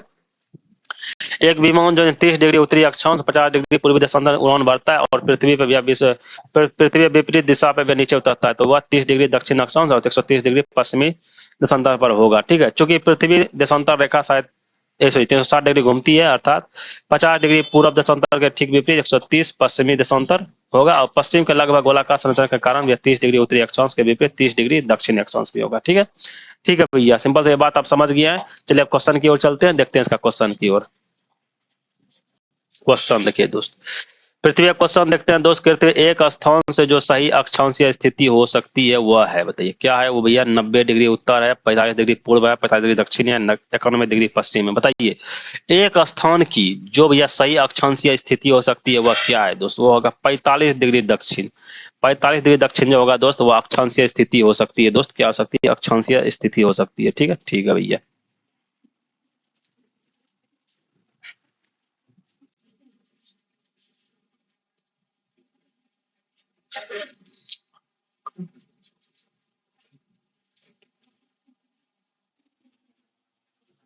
चलिए चलिए अब हम लोग चलते हैं भैया आगे। नंबर आगे क्या है दोस्त, 90 डिग्री उत्तरी अक्षांश को भैया उत्तरी ध्रुव पे, 90 डिग्री दक्षिणी अक्षांश को दक्षिणी ध्रुव कहते हैं दोस्त। ठीक है, 90 डिग्री जो उत्तरी अक्षांश पे होगा दोस्त उसे उत्तरी ध्रुव कहते हैं, 90 डिग्री दक्षिणी अक्षांश पे होगा उसे दक्षिणी ध्रुव कहते हैं। ठीक है, तो जो जो बिंदु होते हैं उसे क्या कहते हैं, ये उत्तरी ध्रुव दक्षिणी ध्रुव कहते हैं। ठीक है, प्रधान देशांतर रेखा के पूर्व एवं पश्चिम कुल 360 देशांतर होते हैं, अर्थात उपयुक्त विकल्प में 45 पूर्व एवं 91 डिग्री पश्चिम दोनों देशांतर स्थिति को व्यक्त कर रहे होते हैं। 91 डिग्री उत्तर कोई भी अक्षांश नहीं होता है, अतः 45 डिग्री दक्षिण अक्षांश ही उपयुक्त विकल्प में यह सही अक्षांशीय स्थिति है। ठीक है, अब आता है निम्नलिखित में से कौन एक गोलों पर वृहत वृहत वृत्त रेखा नहीं है, बताया अक्षांश वाला होगा 45 डिग्री। ठीक है, याद रखिएगा। ठीक है, निम्नलिखित में कौन एक गोलों पर वृहत वृत्त नहीं है दोस्त। क्या विषुवत रेखा, मुख्य देशांतर रेखा, या 60 डिग्री पूर्वी देशांतर रेखा, 60 डिग्री उत्तरी अक्षांश रेखा। तो हमारे गोलों पे जो है वृहत वृत्त नहीं है, कौन नहीं है दोस्त, इसका 60 डिग्री उत्तर अक्षांश रेखा जो है हमारे वृत्त पर भी है, वृहत गोलों नहीं है। ठीक है, 60 डिग्री उत्तरी अक्षांश। ठीक है, तो पृथ्वी पर सभी देशांतर के साथ विषुवत रेखा भी वृहत वृत्त है। ठीक है, विषुवत रेखा के अतिरिक्त कोई भी अक्षांश वृहत वृत्त नहीं है, क्योंकि वे विषुवत रेखा की कोई अपेक्षा छोटा होता है। ठीक है, पृथ्वी पर सभी देशांतर के साथ विषुवत रेखा भी वृहत वृत्त है। ठीक है, विषुवत रेखा के अतिरिक्त कोई भी अक्षांश वृहत वृत्त नहीं है। ठीक है, विषुवत रेखा के अतिरिक्त भैया कोई भी अक्षांश वृहत रेखा नहीं है। ठीक है, क्योंकि ये विषुवत रेखा की अपेक्षा छोटा होता है। ठीक है, तो 60 डिग्री उत्तरी अक्षांश रेखा जो क्या होगा भैया वृहत वृत्त नहीं होगा। विषुवत रेखा हमारा क्या होगा दोस्त, वृहत वृत्त होगा। मुख्य देशांतर रेखा क्या होगा, वृहत वृत्त रेखा होगा, और 60 पूर्वी देशांतर रेखा भी हमारा वृहत वृत्त होगा। ठीक है, तो पृथ्वी सभी देशांतर के साथ विषुवत रेखा भी वृहत वृत्त, देशांतर रेखा प्लस विषुवत रेखा क्या होगा, वृहत वृत्त होगा। ठीक है, चलिए आगे बढ़ते हैं। शून्य अंश अक्षांश था शून्य अंश देशांतर अवस्थित है, बताइए शून्य अंश अक्षांश था शून्य अंश देशांतर अवस्थित है कहाँ भी है, अटलांटिक महासागर में, आर्कटिक महासागर में, हिंद महासागर में, प्रशांत महासागर में। ये जो शून्य अंश अक्षांश था शून्य अंश देशांतर है वो अटलांटिक महासागर में स्थित है। शून्य अंश अक्षांश था शून्य अंश देशांतर कहाँ स्थित होगा दोस्त, अटलांटिक महासागर में शून्य अंश अक्षांश शून्य अंश देशांतर स्थित है। चलिए चलते हैं नेक्स्ट क्वेश्चन की ओर। क्वेश्चन है प्रधान यमोत्तर ध्रुवीय वृत्तीय था विषुवत भूमध्य रेखा का यह प्रतिच्छेदन बिंदु अवस्थित है, बताइए कहाँ पे दोस्त। प्रधान यमोत्तर ध्रुव वृत्तीय था विषुवतीय भूमध्य रेखा का प्रतिच्छेदन बिंदु स्थित, बताइए कहाँ पे स्थित है दोस्त। वो स्थित हो जाएगा आपको दोस्त अंध महासागर में। अंध महासागर में यह प्रधान यमोत्तर जिसे ध्रुवीय वृत्त कहते था विषुवत रेखा का प्रतिच्छेदन बिंदु कहाँ हो जाता, अंध महासागर में स्थित। ठीक है, ठीक है। क्वेश्चन नंबर भैया आते निम्नलिखित आकृति में दिए भौगोलिक विवरण पर चर्चा कीजिए। 51 डिग्री नॉर्थ लेटीट्यूड एवं 5 degree north latitude, 50 degree north latitude है। यहाँ पे देखो 6 डिग्री नॉर्थ लेटीट्यूड है। ठीक है, उपर्युक्त आकृति में से ए द्वारा अंकित बिंदु किस महाद्वीप स्थिति को व्यक्त करता है दोस्त, बताइए। ये जो आपको ये जो चित्र दिखा रहा है भैया किस महाद्वीप स्थिति को व्यक्त करता है भैया, बताइए किस महाद्वीप में स्थित देश को व्यक्त करता है दोस्त। इसका ऑप्शन है उत्तरी अमेरिका, दक्षिण अमेरिका, यूरोप या एशिया। तो इसका आंसर होगा दोस्त यूरोप। यूरोप भैया 15 डिग्री उत्तर अक्षांश से 50 डिग्री उत्तरी अक्षांश था, 5 डिग्री पूर्व देशांतर, 6 डिग्री पूर्व देशांतर की स्थिति में यूरोप महाद्वीप में प्राप्त होती है। ठीक है, इसका आंसर होगा भैया यूरोप। ठीक है, आगे बढ़ते हैं। एक विमान 30 डिग्री उत्तरी अक्षांश 50 डिग्री पूर्वी देशांतर से उड़ान भरता है, पृथ्वी पर विपरीत सिरे पर नीचे उतरता है वह कहाँ पर उतरेगा बताइए। एक विमान 30 डिग्री उत्तरी अक्षांश 50 डिग्री पूर्वी देशांतर से उड़ान भरेगा, ठीक है। पृथ्वी के विपरीत सिरे पर नीचे उतरता है तो वह कहाँ पे उतरेगा दोस्त। इसका आंसर होगा दोस्त 30 डिग्री दक्षिणी अक्षांश पे 130 डिग्री पश्चिमी देशांतर पे, ठीक है। ठीक है, ये आईएएस का क्वेश्चन है दोस्त। देखो भैया, ये जिन्होंने भैया आईएएस का क्वेश्चन, उनको इस लेवल का पढ़ाई पढ़ना पड़ता है उनको। देखो, पृथ्वी पर देशांतर रेखा है 360 डिग्री घूमती है, ठीक है। अतः 50 डिग्री पूर्वी देशांतर के ठीक विपरीत में 180 माइनस 50 कीजिएगा तो 30 डिग्री आएगा। क्या होगा भैया, 50 डिग्री पूर्वी देशांतर के भैया ठीक विपरीत क्या हुआ, 130 डिग्री पश्चिमी देशांतर स्थित होगा, ठीक है। पृथ्वी लगभग गोलाकार संरचना में होने के कारण 30 डिग्री उत्तरी अक्षांश के उत्तर की ओर ढलान वाली सतह होता है। अतः इसका कक्षा के ऊर्ध्वाधर बिंदु के ठीक विपरीत भी 30 डिग्री दक्षिण अक्षांशी होगा, ठीक है। तो विकल्प इसका क्या होगा, डी नंबर होगा। क्या नंबर होगा भैया, 30 डिग्री दक्षिणी अक्षांश 130 डिग्री पश्चिमी देशांतर, ठीक है। ठीक है भैया, बिल्कुल इसका डी नंबर आंसर हो जाएगा।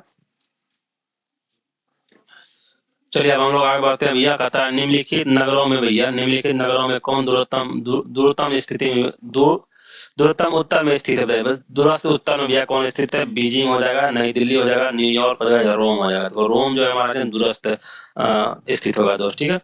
उपयुक्त स्थिति में जो जिस स्थान पे अक्षांश मान जितना अधिक होगा उसका भैया उसकी स्थिति उतनी ही अधिक होगा। देखो ये पीपीसीएस का एग्जाम है दोस्त, ये उत्तर अक्षांश देशांतर का भैया जो लाइनिंग है उसका भैया ज्ञान रहना इसमें बहुत ही जरूरत होता है, ठीक है। सभी शहर जैसे बीजिंग का हो गया, बीजिंग का जो भैया अक्षांश हुआ 39 डिग्री 55 मिनट का अक्षांशी है, ठीक है। तो नई दिल्ली का भैया कितना आ गया, तो इसका 28 डिग्री 38 मिनट है, नॉर्थ ईस्ट में, ठीक है, नॉर्थ में है। वही उसके बाद कहते हैं न्यूयॉर्क से संयुक्त राज्य अमेरिका में है, ठीक है। 40 डिग्री 45 मिनट नॉर्थ में है, ठीक है। और रोम का हो गया दोस्त 41 डिग्री 54 मिनट में नॉर्थ में। तो सबसे बड़ा कौन हो जाएगा दोस्त, दूर में कौन हो जाएगा, हमारे रोम होगा इटली का। अब आता है दोस्त सर्वाधिक उत्तरी दक्षिणी लंबाई वाली सीमा वाला दोस्त कौन हो जाएगा। सर्वाधिक उत्तरी दक्षिणी सीमा वाले भैया सीमा वाला देश कौन होगा दोस्त, क्या होगा, रूस होगा, चिली होगा, चीन होगा या ब्राजील होगा। बताइए कौन होगा। आंसर होगा भैया चिली। चिली जो है दोस्त, चिली देश का सबसे लंबा उत्तर दक्षिण अक्षांशीय विस्तार है। इसका भी क्षेत्र लगभग 17 डिग्री दक्षिण और 56 डिग्री दक्षिण में है। 17 डिग्री दक्षिण और 56 डिग्री दक्षिण के बीच है, ठीक है। अब आता है देशांतर रेखा दोस्त। अच्छा, पृथ्वी का रेखा के बारे में बता रहे, ठीक है, देशांतर रेखा।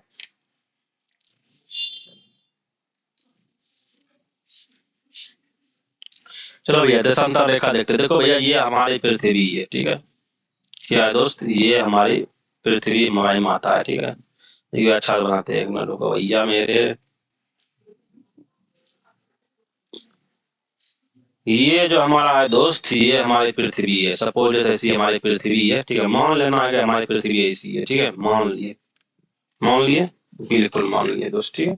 जब आप मान लिए तो हम भी मान लेंगे दोस्त। एक मिनट थोड़ा सा मानते हैं, रुक जाइए थोड़ा सा। पृथ्वी भैया मेरे पृथ्वी।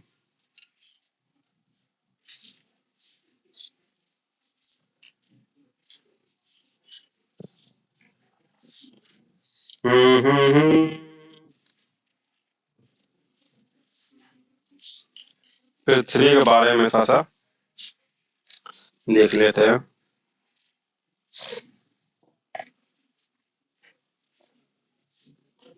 हाँ तो भैया कहाँ थे हम लोग, देशांतर के बारे में। देशांतर जो होता है दोस्त, ये वाला लाइन होता है, ठीक है। ये लाइन होगा आपको दोस्त देशांतर होगा, ठीक है। ये वाला लाइन होगा क्या होगा, वो देशांतर होगा, ठीक है। ये होगा आपका देशांतर लाइन, ठीक है। ये जो आपका लाइन होता है देशांतर रेखा हो जाएगा, ठीक है। और अक्षांश ये जो बीचों बीच होता है दोस्त, ये बीचों बीच लाइन होगा दोस्त, इसे कहते हैं विषुवत रेखा, ठीक है। विषुवत रेखा भूमध्य रेखा इसको कहेंगे, ठीक है। भूमध्य रेखा इसको कहते हैं बीचों बीच वाला को, ठीक है। उसके बाद इसके उसके ऊपर भी भैया ऐसे ऐसे करके रहता है, ठीक है। चार बॉल ऐसे घूमते घूमते, चार बॉल ऐसे ऐसे ऐसे करके घूम के रहेगा, ठीक है। फिर ऐसे घूमते हुए फिर वो लाइन रहेगा, ठीक है। ऐसे करके घूम रहा था, इसे कहते हैं अक्षांश रेखा, ठीक है। इसे क्या कहते हैं, सिंपल सा बात, जो उत्तर दक्षिण होगा, जो उत्तर दक्षिण होगा इसे क्या कहते हैं, विषुवत रेखा कहते हैं। जो लंबवत होगा, जो ऊर्ध्वाधर होगा, पूर्व पश्चिम होगा, उसे क्या कहते हैं, अक्षांश रेखा कहते हैं, ठीक है।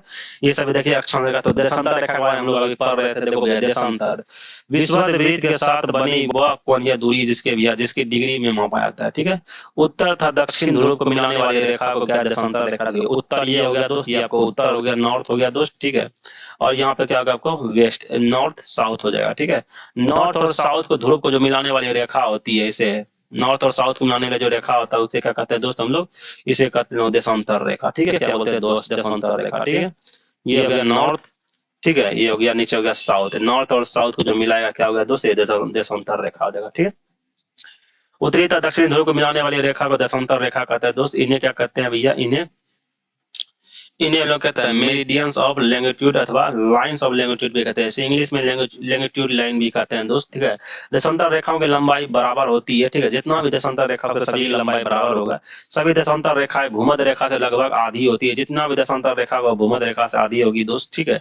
और बृहद बृहद सर्किल बनाती है, बृहद बड़ा वृत्त सर्कल बनाएगा दोस्त। देशांतर रेखाएं भूमध्य रेखा को भैया समकोण पर काटती है, जो हमारी देशांतर रेखा होती है भूमध्य रेखा को भैया कितना काट देगा, समकोण पे काटेगा। ये देखो ये हमारा बीचों बीच क्या होता है, भूमध्य रेखा है, देखो ये बीचों बीच में क्या भूमध्य रेखा होता है दोस्त, ठीक है। इसको किस पे काटती है दोस्त, इसको यहाँ पे जब भी काटेंगे कितना 90 डिग्री एंगल पे, इसे समकोण कहते हैं, काटती है, ठीक है। चलिए आगे, देशांतर रेखाओं के बीचों बीच की दूरी विषुवत वृत्त पर अधिकतम कितना 111.3 किलोमीटर होती है, ठीक है। देखो दो देशांतर रेखाओं के बीच की दूरी कितना होगा, दो देशांतर रेखाओं के बीच की दूरी कितना होगा दोस्त, 111.3 किलोमीटर होगा। तो ध्रुवों पे भैया न्यूनतम 0 होता है, ये जो ध्रुव होता है दोस्त यहाँ पोल पे क्या होगा 0 हो जाएगा, बाकी बीच में कितना होगा दोस्त, दो ध्रुवों के बीच, दो देशांतर रेखा के बीच का डिस्टेंस कितना 111.3 किलोमीटर होगा, ठीक है। अर्थात मध्य में, अर्थात 45 डिग्री अक्षांश में 79 किलोमीटर होता है, ये जो मध्य होता है दोस्त, मध्य में 45 डिग्री अक्षांश से 79 किलोमीटर होता है। जिस देशांतर रेखा के संदर्भ में अन्य देशांतर रेखाएं की गणना की जाती है उसे क्या कहते हैं, प्रधान मध्य रेखा कहते हैं दोस्त, ठीक है। जिस देशांतर रेखा के संदर्भ में एक अन्य देशांतर रेखा की गणना की जाती है उसे क्या प्रधान मध्य रेखा कहते हैं, ठीक है, प्राइम मेरिडियन लाइन कहते हैं, ठीक है। वाशिंगटन डीसी में भैया 22 अक्टूबर 1884 ईस्वी को हुए अंतर्राष्ट्रीय बैठक में इंग्लैंड में भैया लंदन के दक्षिण पूर्वी में ग्रीनविच नामक स्थान पर स्थित रॉयल वेधशाला, ठीक है, से गुजरने वाली देशांतरीय रेखा को प्रधान मध्यम माना गया, ठीक है। सिंपल सा बात है कि वाशिंगटन डीसी में 22 अक्टूबर 1884 ईस्वी को अंतर्राष्ट्रीय बैठक हुई। इंग्लैंड से लंदन के दक्षिण पूर्वी ग्रीनविच नामक स्थान से, दक्षिण पूर्वी याद रखिएगा, दक्षिण पूर्वी ग्रीनविच नामक स्थान पर स्थित रॉयल वेधशाला से गुजरने वाली देशांतरीय रेखा को प्रधान मध्य माना गया और इसे ग्रीनविच मध्याह्न के नाम से भी जानते हैं, ठीक है। इस समय ग्रीनविच मध्याह्न को भैया शून्य मानकर बाकी देशांतर की गणना की गई थी, बाकी देशांतर की गणना जो की गई थी दोस्त वो ग्रीनविच भैया मध्याह्न को भैया मान के की गई थी, ठीक है। शून्य उस टाइम क्या शून्य को मानती, ठीक है। प्रधान मध्य को भैया 0 डिग्री, प्रधान मध्य को 0 डिग्री मानकर भैया पूर्व व पश्चिम 180 डिग्री देशांतर रेखाएं खींची जाती है। इस प्रकार ये पूरे गोलाकार पृथ्वी पर कुल 360 देशांतर रेखा, कितना देशांतर रेखा होगा दोस्त, वो 360 डिग्री देशांतर रेखा होगा, जो देशांतर रेखा है प्रधान मध्य के पूर्व में खींची जाती है, जिन्हें भैया पूर्व देशांतर था। जो देशांतर रेखा है मध्याह्न में भैया पश्चिम में खींची जाती है दोस्त, उन्हें भैया पश्चिम देशांतर कहते हैं, ठीक है। 180 डिग्री पूर्व तथा पश्चिमी देशांतर रेखा एक ही है, ठीक है। यह प्रधान मध्य के विपरीत दिशा में होती है। प्रधान मध्य अर्थात ग्रीनविच रेखा किसी भी स्थान के पूर्व तथा पश्चिम की ओर कोणात्मक दूरी पर उस स्थान पर देशांतर कहते हैं, ठीक है। देशांतर तथा समय का संबंध पृथ्वी के अक्ष पर घूर्णन के कारण होता है, ठीक है। देशांतर तथा समय का जो संबंध होता है पृथ्वी के अक्ष पर घूर्णन के कारण होता है। पृथ्वी अपनी अक्ष पर भैया 24 घंटे में एक चक्कर लगाती है, तो इस प्रक्रिया में 360 डिग्री घूम जाती है। अर्थात यह हुआ कि भैया पृथ्वी 1 घंटे में 364/24 कर दो 15 डिग्री घूमती है। आपसे पूछेगा पृथ्वी भैया एक घंटा में कितना डिग्री घूमेगा, तो भैया 15 डिग्री घूमेगा, ठीक है। तो चलिए, यदि दो स्थान एक दूसरे से 15 डिग्री पूर्व तथा पश्चिम में हो तो उनके समय में 1 घंटे का अंतर होगा, ठीक है। जिन स्थानों के भैया देशांतर में 1 डिग्री का अंतर होता है, ठीक है, 1 डिग्री का अंतर होता है, उसके समय भैया 64/4। आपसे पूछेगा भैया 1 डिग्री के अंतर में भैया कितना मिनट होगा, तो 1 डिग्री का अंतर भैया 4 मिनट का अंतर होता है। कितना 1 डिग्री का अंतर में कितना का मिनट होगा भैया, 4 मिनट का भैया अंतर होता है, ठीक है। 1 डिग्री का भैया 1 डिग्री के अंतर में कितना 4 मिनट का समय अंतर होता है, ठीक है। चलिए आगे बढ़ते हैं भैया। 180 डिग्री देशांतर रेखा का भैया अंतर्राष्ट्रीय तिथि रेखा कहते हैं। आपसे पूछेगा अंतर्राष्ट्रीय तिथि रेखा किसे कहते हैं, 180 डिग्री देशांतर रेखा को हम लोग क्या बोलते हैं दोस्त, अंतर्राष्ट्रीय तिथि रेखा कहा जाता है, ठीक है। क्योंकि इस रेखा के दोनों ओर तिथियों में 1 दिन का अंतर होता है दोस्त, ठीक है। भैया आपसे पूछेगा अंतर्राष्ट्रीय तिथि रेखा क्यों उसे कहा गया, क्योंकि इन क्योंकि इस रेखा के दोनों ओर जो तिथि में होता है ना दोस्त, वो एक दिन का अंतर होता है। इस रेखा के दोनों ओर इस तिथियों में एक दिन का अंतर होता है। 0 डिग्री देशांतर, जैसे प्रधान यमोत्तर कहते हैं। आपसे पूछेगा 0 डिग्री देशांतर प्रधान यमोत्तर कहाँ पे है, तो ये लंदन में है दोस्त। कहाँ पे? लंदन में 0 डिग्री देशांतर प्रधान यमोत्तर है, ठीक है। इस बार बीपीएससी का क्वेश्चन में पूछा गया था कि 0 डिग्री देशांतर रेखा कहाँ पे है, लंदन में है प्रधान, ठीक है। तो भैया प्रधान यमोत्तर भी से कहते हैं। 180 डिग्री देशांतर अंतरराष्ट्रीय तिथि रेखा कहते हैं दोस्त, ठीक है। के बीच 12 घंटे का अंतर होता है, ठीक है। 0 डिग्री और 180 डिग्री के बीच में कितना भैया, कितना कितना घंटे का अंतर होगा दोस्त, वो 12 घंटे का अंतर होगा, ठीक है। 0 डिग्री 180 डिग्री के बीच में भैया कितना होगा भैया, 12 घंटा का अंतर होगा। इस तरह आपको ये क्वेश्चन ऐसे भी देगा कि प्रधान यमोत्तर और जो है अंतरराष्ट्रीय तिथि रेखा के बीच का भैया कितना समय अंतर होता है, 12 घंटा हो जाएगा, ठीक है। क्योंकि जब हम ग्रीनविच के पूरब में समय की गणना करते हैं तो 180 डिग्री पर समय 12 घंटा आगे होती है, ठीक है।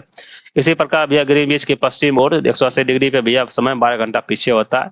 इस प्रकार मानचित्र पे 180 डिग्री पूर्व देशांतर में 180 डिग्री पश्चिम देशांतर के बीच कितना 24 घंटे का भी अंतर हो जाएगा। 180 डिग्री देशांतर 180 डिग्री देशांतर के दोनों ओर दो अलग अलग तिथियां पाई जाती है, ठीक है। दो अलग अलग तिथियां पाई जाएगी दोस्त, ठीक है। तो जब इस रेखा से पूरब की ओर जाते हैं तो एक दिन कम किया जाता है, और इस रेखा से पश्चिम की ओर जाते हैं तो एक दिन बढ़ा दिया जाता है, ठीक है। क्योंकि भैया घट जाता है, सिंपल सा बात। ये देखो भैया, ये हमारी पृथ्वी है। पृथ्वी के बीचों बीच देखो भैया, ये पृथ्वी के बीचों बीच ये क्या हो गया दोस्त, ये जो लाइन हो गया इसे ही कहते हैं भैया, ये जो 0 डिग्री और 180 डिग्री, 0 डिग्री और 180 डिग्री के बीच में भैया जो लाइन हो गया इसे कहते हैं प्रधान मध्य रेखा। इसे क्या कहते हैं, प्रधान मध्य रेखा कहते हैं दोस्त। और यहाँ से जो ये लाइन हो गया इसे कहते हैं अंतरराष्ट्रीय तिथि रेखा, ठीक है। क्या कहते हैं दोस्त, अंतरराष्ट्रीय तिथि रेखा, ठीक है। 0 डिग्री 180 डिग्री के बीच के रेखा को क्या कहेंगे दोस्त, वो अंतरराष्ट्रीय तिथि रेखा कहते हैं, ठीक है। अंतरराष्ट्रीय तिथि रेखा, ठीक है। अंतरराष्ट्रीय 180 डिग्री रेखा को कहेंगे दोस्त, ये जो 180 डिग्री रेखा कहते हैं इसे कहते हैं अंतरराष्ट्रीय तिथि रेखा। और ये जो लाइन हो गया दोस्त, यहाँ से जो यहाँ लाइन हो गया, ये जो मान लो कि ये बीच ये ध्रुव हो गया, ठीक है। ध्रुव से लेकर 0 डिग्री के बीच का, ध्रुव से लेकर 0 डिग्री के बीच का भैया क्या होगा भैया, उसे कहते हैं प्रधान मध्य रेखा कहते हैं। और ध्रुव से लेकर 180 डिग्री के बीच का रेखा क्या कहते हैं, अंतरराष्ट्रीय तिथि रेखा कहेंगे, ठीक, ठीक है। और इधर क्या होगा, इधर का पश्चिमी देशांतर हो गया, और इधर क्या हो गया दोस्त, दक्षिणी देशांतर हो गया, ठीक है। इधर क्या हो गया भैया, पश्चिमी देशांतर इधर हो गया, और दक्षिणी देशांतर पूर्वी देशांतर इधर हो जाएगा, ठीक है। चलिए आगे बढ़ते हैं हम लोग। विश्व के 307 देशांतर में भैया या 14 टाइम जोन होता है, ठीक है। 14 टाइम जोन में यह विभाजित किया गया है, ठीक है। प्रत्येक टाइम जोन में या 1 घंटे का तथा देशांतर में 4 मिनट का अंतर होता है दोस्त। एक देशांतर में कितना, 1 डिग्री देशांतर में भैया हमारा 4 मिनट का अंतर होगा।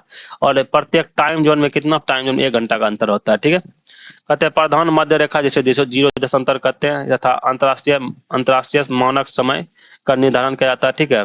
जो प्रधान मध्य रेखा है दोस्त, इसी के द्वारा जो अंतरराष्ट्रीय मानक समय, अंतरराष्ट्रीय इंटरनेशनल स्टैंडर्ड टाइम का निर्धारण किया जाता है, ठीक है। प्रधान मध्य रेखा जो होता है दोस्त, United Kingdom, France, Spain, Algeria, Mali, Burkina Faso, Togo, Ghana तथा अंटार्कटिका से होकर गुजरते हुए यूनाइटेड किंगडम के अतिरिक्त कुछ देशों में जाती है, थे जिसे हम जीएमटी इतर होते हैं, ठीक है। जीएमटी के मानक समय का उपयोग करते हैं। ये इस प्रकार है भैया, जीएमटी जो है आइसलैंड, आयरलैंड, पुर्तगाल, कनारी द्वीप समूह, मॉरिटानिया, माली, सेनेगल, असन द्वीप जो है ना, सेंट हेलेना और त्रिस्तान का भैया Cunha, Guinea Bissau, Guinea, Sierra Leone, Liberia, Ivory Coast, Burkina Faso, Togo, Gambia, Ghana आदि है, ठीक है।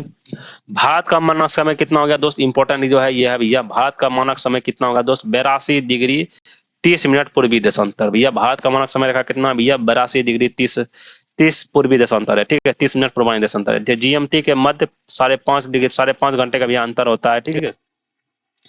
इंग्लैंड के ग्रीनविच स्थित भैया रॉयल ऑब्जर्वेटरी की घोषणा भारत में भैया नई सहस्त्रवादी के सूर्योदय के प्रथम किरण निकोबार द्वीप समूह के कटल द्वीप पे भैया दिखाई दी गई।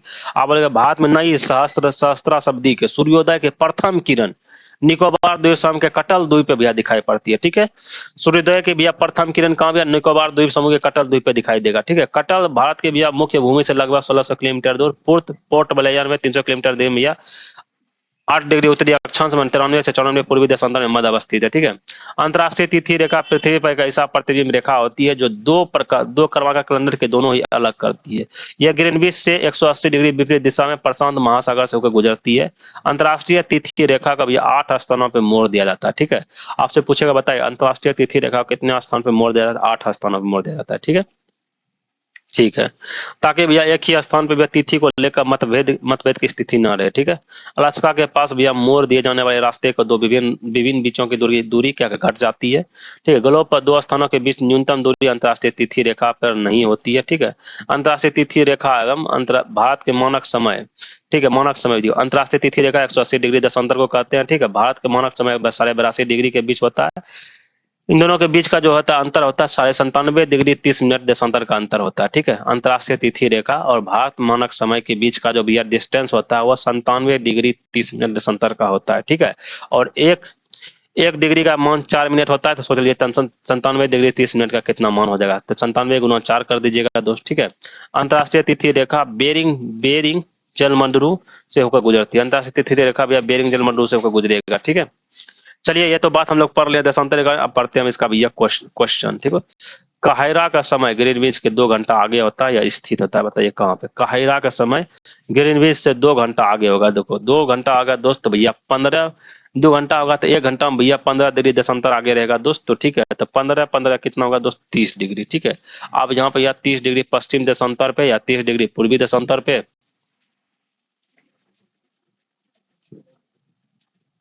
या भैया 28 डिग्री पूर्वी देशांतर, या भैया 28 डिग्री। तो इसका हो जाएगा दोस्त बी नंबर भैया, क्या कहते हैं, काहिरा जो 30 डिग्री 3 मिनट नॉर्थ ईस्ट में हो जाएगा। ठीक है, सॉरी 14 डिग्री ईस्ट में, चूंकि भैया काहिरा समय ग्रीन भी 0 डिग्री देशांतर से 2 घंटा आगे होता है, तो इसकी भी स्थिति जो है 30 डिग्री पूर्वी देशांतर होगा। कहाँ हो गया, 30 डिग्री पूर्वी देशांतर के पास बनती है। पृथ्वी गोलाकार होने के कारण 24 घंटा में 360 डिग्री घूमेगा, तो एक डिग्री देशांतर की दूरी कितना होगा दोस्त, 4 मिनट हो जाएगा। ठीक है, चलिए आगे बढ़ते हैं। 82.5 डिग्री पूर्वी देशांतर पर मध्य हो तब प्रातः 6:30 किस देशांतर पर भैया अंश पर बजेंगे, तो बताइए। जब भैया 82.5 डिग्री पूर्वी देशांतर पे मध्याह्न होगा, ठीक है, मध्याह्न होगा, तब प्रातः के 6:30 किस देशांतर पर भी, किस देशांतर या अंश पर बजेंगे। किसी, देखो सिंपल सा बात है, 82.5 डिग्री जब पूर्वी देशांतर में कहीं पे मध्याह्न होगा दोस्त, तो उसी तरह सुबह का बजे 6:30 किस देशांतर या अंश पर भैया कितना बजेगा, मैं बताइए।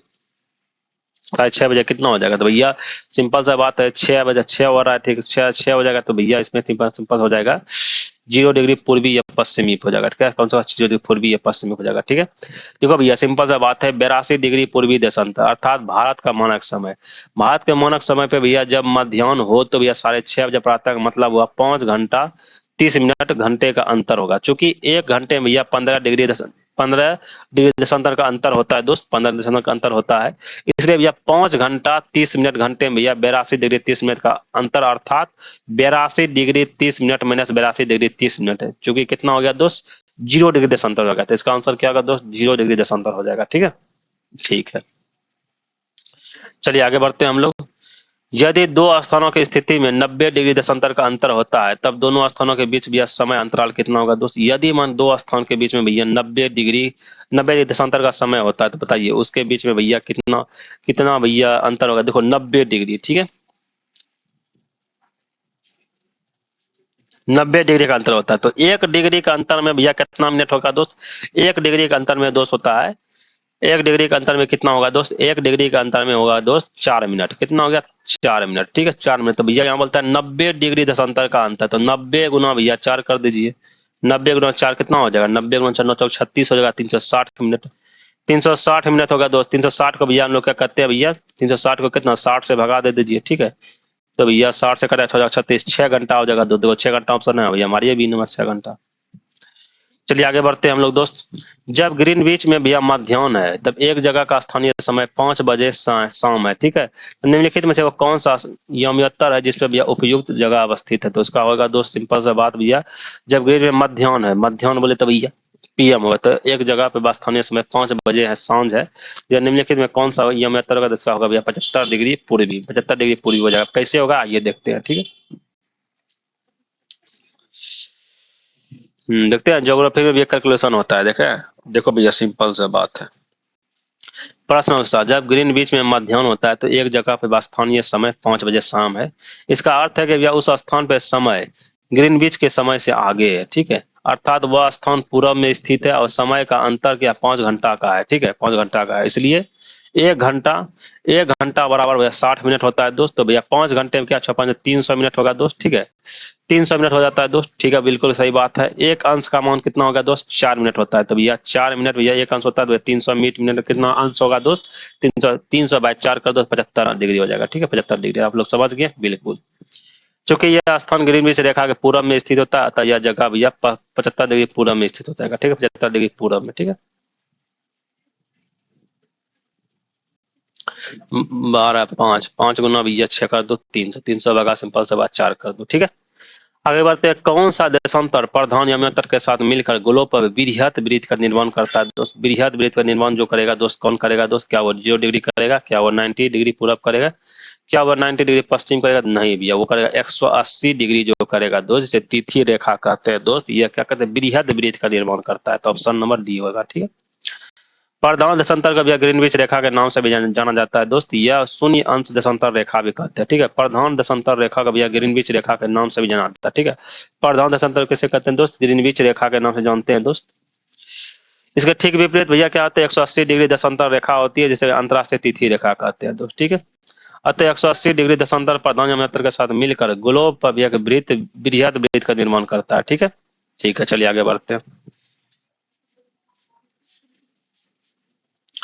और नई सत्यशास्त्र सूर्योदय के प्रथम किरण भैया भारत के किस एक यमंतर में दिखाई देगा दोस्त, किस में देगा, तो भैया वो 93 डिग्री 30 मिनट में भैया हमारा नई सहस्त्रवादी सूर्योदय के प्रथम किरण भारत के भैया 93 डिग्री 30 मिनट ईस्ट में यमंतर पे दिखाई देता है, ठीक है।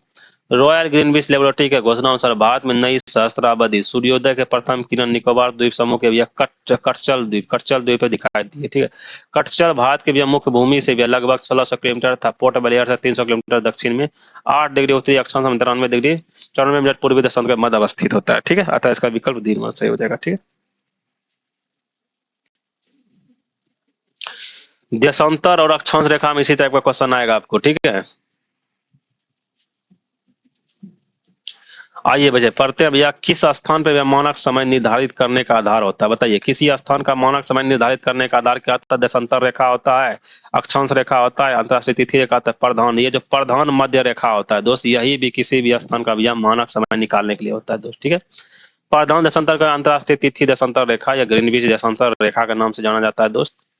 यह रेखा इंग्लैंड के ग्रीनविच स्थित रॉयल ऑब्जर्वेटरी से होकर गुजरती है, जो शून्य अंश देशांतर पर भी स्थिति इस रेखा पर अंतरराष्ट्रीय समय मानक समय निर्धारण किया गया, ठीक है। 180 डिग्री देशांतर रेखा को अंतरराष्ट्रीय तिथि रेखा कहते हैं दोस्त, के नाम से जानते हैं दोस्त, ठीक है। प्रधान मध्य रेखा निम्नलिखित देशों से गुजरती है, आपसे पूछेगा प्रधान मध्य रेखा कौन कौन देश से गुजरेगा दोस्त, United Kingdom, France, Spain, Algeria, Mali, Burkina Faso एवं टोगो एवं घाना से, ठीक है। अब देखिए आपसे पूछेगा भैया प्रधान यमंतर नहीं गुजरती है, अल्जीरिया से, अब जस्ट में पहले अल्जीरिया से गुजरती है, फ्रांस से भी गुजरेगी, स्पेन से भी गुजरेगी, टोगो से, घाना से, यूके से, सभी से गुजरेगा, लेकिन नाइजीरिया से नहीं गुजरेगा, ठीक है। और हमारे भारत से भी नहीं गुजरता है। प्रधान यमंतर गुजरती है दोस्त अल्जीरिया से, फ्रांस से, नाइजीरिया से, पुर्तगाल से, बताइए किससे भैया गुजरेगा, तो भैया हमारी जो यमंतर गुजरती है वो अल्जीरिया से गुजरेगा, फ्रांस से भी गुजरेगा, ठीक है। लेकिन ये नाइजीरिया और पुर्तगाल से नहीं गुजरता है, तो ये नहीं होगा, ये भी नहीं होगा, तो आंसर क्या होगा 1 और 2, ठीक है।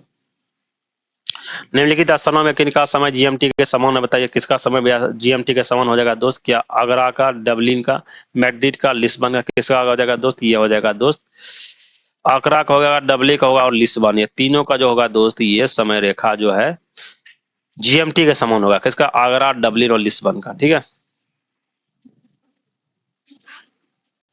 क्वेश्चन नंबर 11 दोस्त आते हैं दोस्त, क्वेश्चन नंबर 11 कहता है किसी एक क्षण निम्नलिखित नगरों में से किस एक में घड़ी समय अन्य 3 नगरों में यह घड़ी समय के समान नहीं है दोस्त, बताइए लंदन, लिस्बन, आगरा या आदिस अबाबा। अभी जस्ट हम लोग पढ़े हैं दोस्त कि भैया लिस्बन, लंदन और आगरा तीनों का क्या होगा दोस्त, समान होगा, लेकिन आदिस अबाबा का क्या समान नहीं होगा, ठीक है।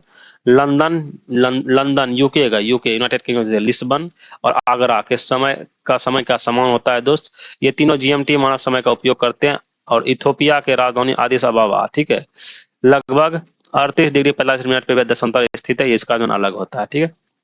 ग्रीनविच की देशांतर रेखा से पूर्व एवं पश्चिम में स्थित होने के आधार पर निम्नलिखित देशों का मानक समय ग्रीनविच मध्य समय से या तो आगे होगा या पीछे होगा, बताइए किसका होगा दोस्त। इसका आंसर होगा दोस्त, देखो देखो सबसे पहले आएगा जापान, फिर आएगा दोस्त कौन कहते हैं इराक, फिर आएगा कौन दोस्त तो ग्रीस, फिर कौन आएगा दोस्त तो क्यूबा, तो उसके बाद कौन आएगा कोस्टा, कोस्टा। ठीक है, तो इसका आंसर होगा दोस्त ए नंबर 5, 3, 4। देखो भैया ग्रीनविच, ग्रीनविच रेखा 0 देशांतर रेखा इंग्लैंड से होकर गुजरती है, यहीं से भैया संसार के भैया मानक समय की गणना की जाती है। पूर्वी गोलार्ध का समय भैया आगे था, पश्चिमी गोलार्ध का समय पीछे रहता है दोस्त।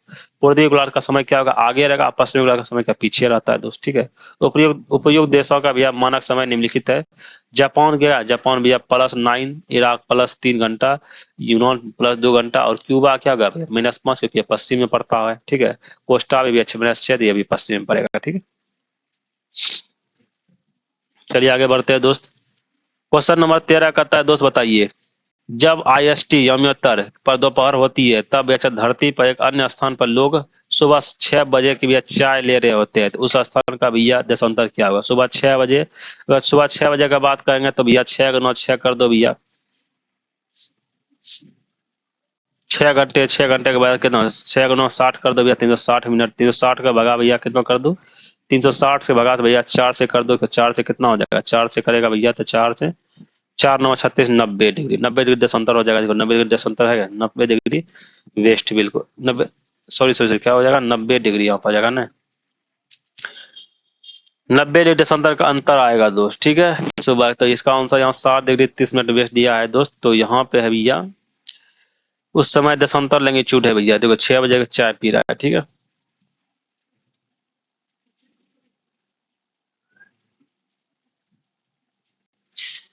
पश्चिम में स्थित है, पश्चिम में स्थित है तो दोस्त। ठीक है, ये सिंपल सा बात है, क्या होगा 90 डिग्री जैसे हो गया दोस्त, ये क्या वेस्ट हो गया, पश्चिम में स्थित हो गया दोस्त।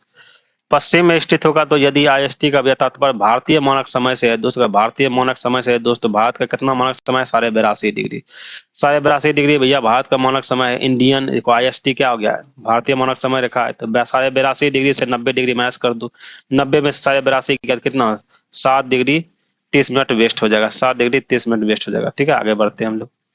ग्रीनविच दोपहर भैया 12 बजे से एक तार भेजा गया, तार भैया संप्रेषित करने में 12 मिनट का समय लगा।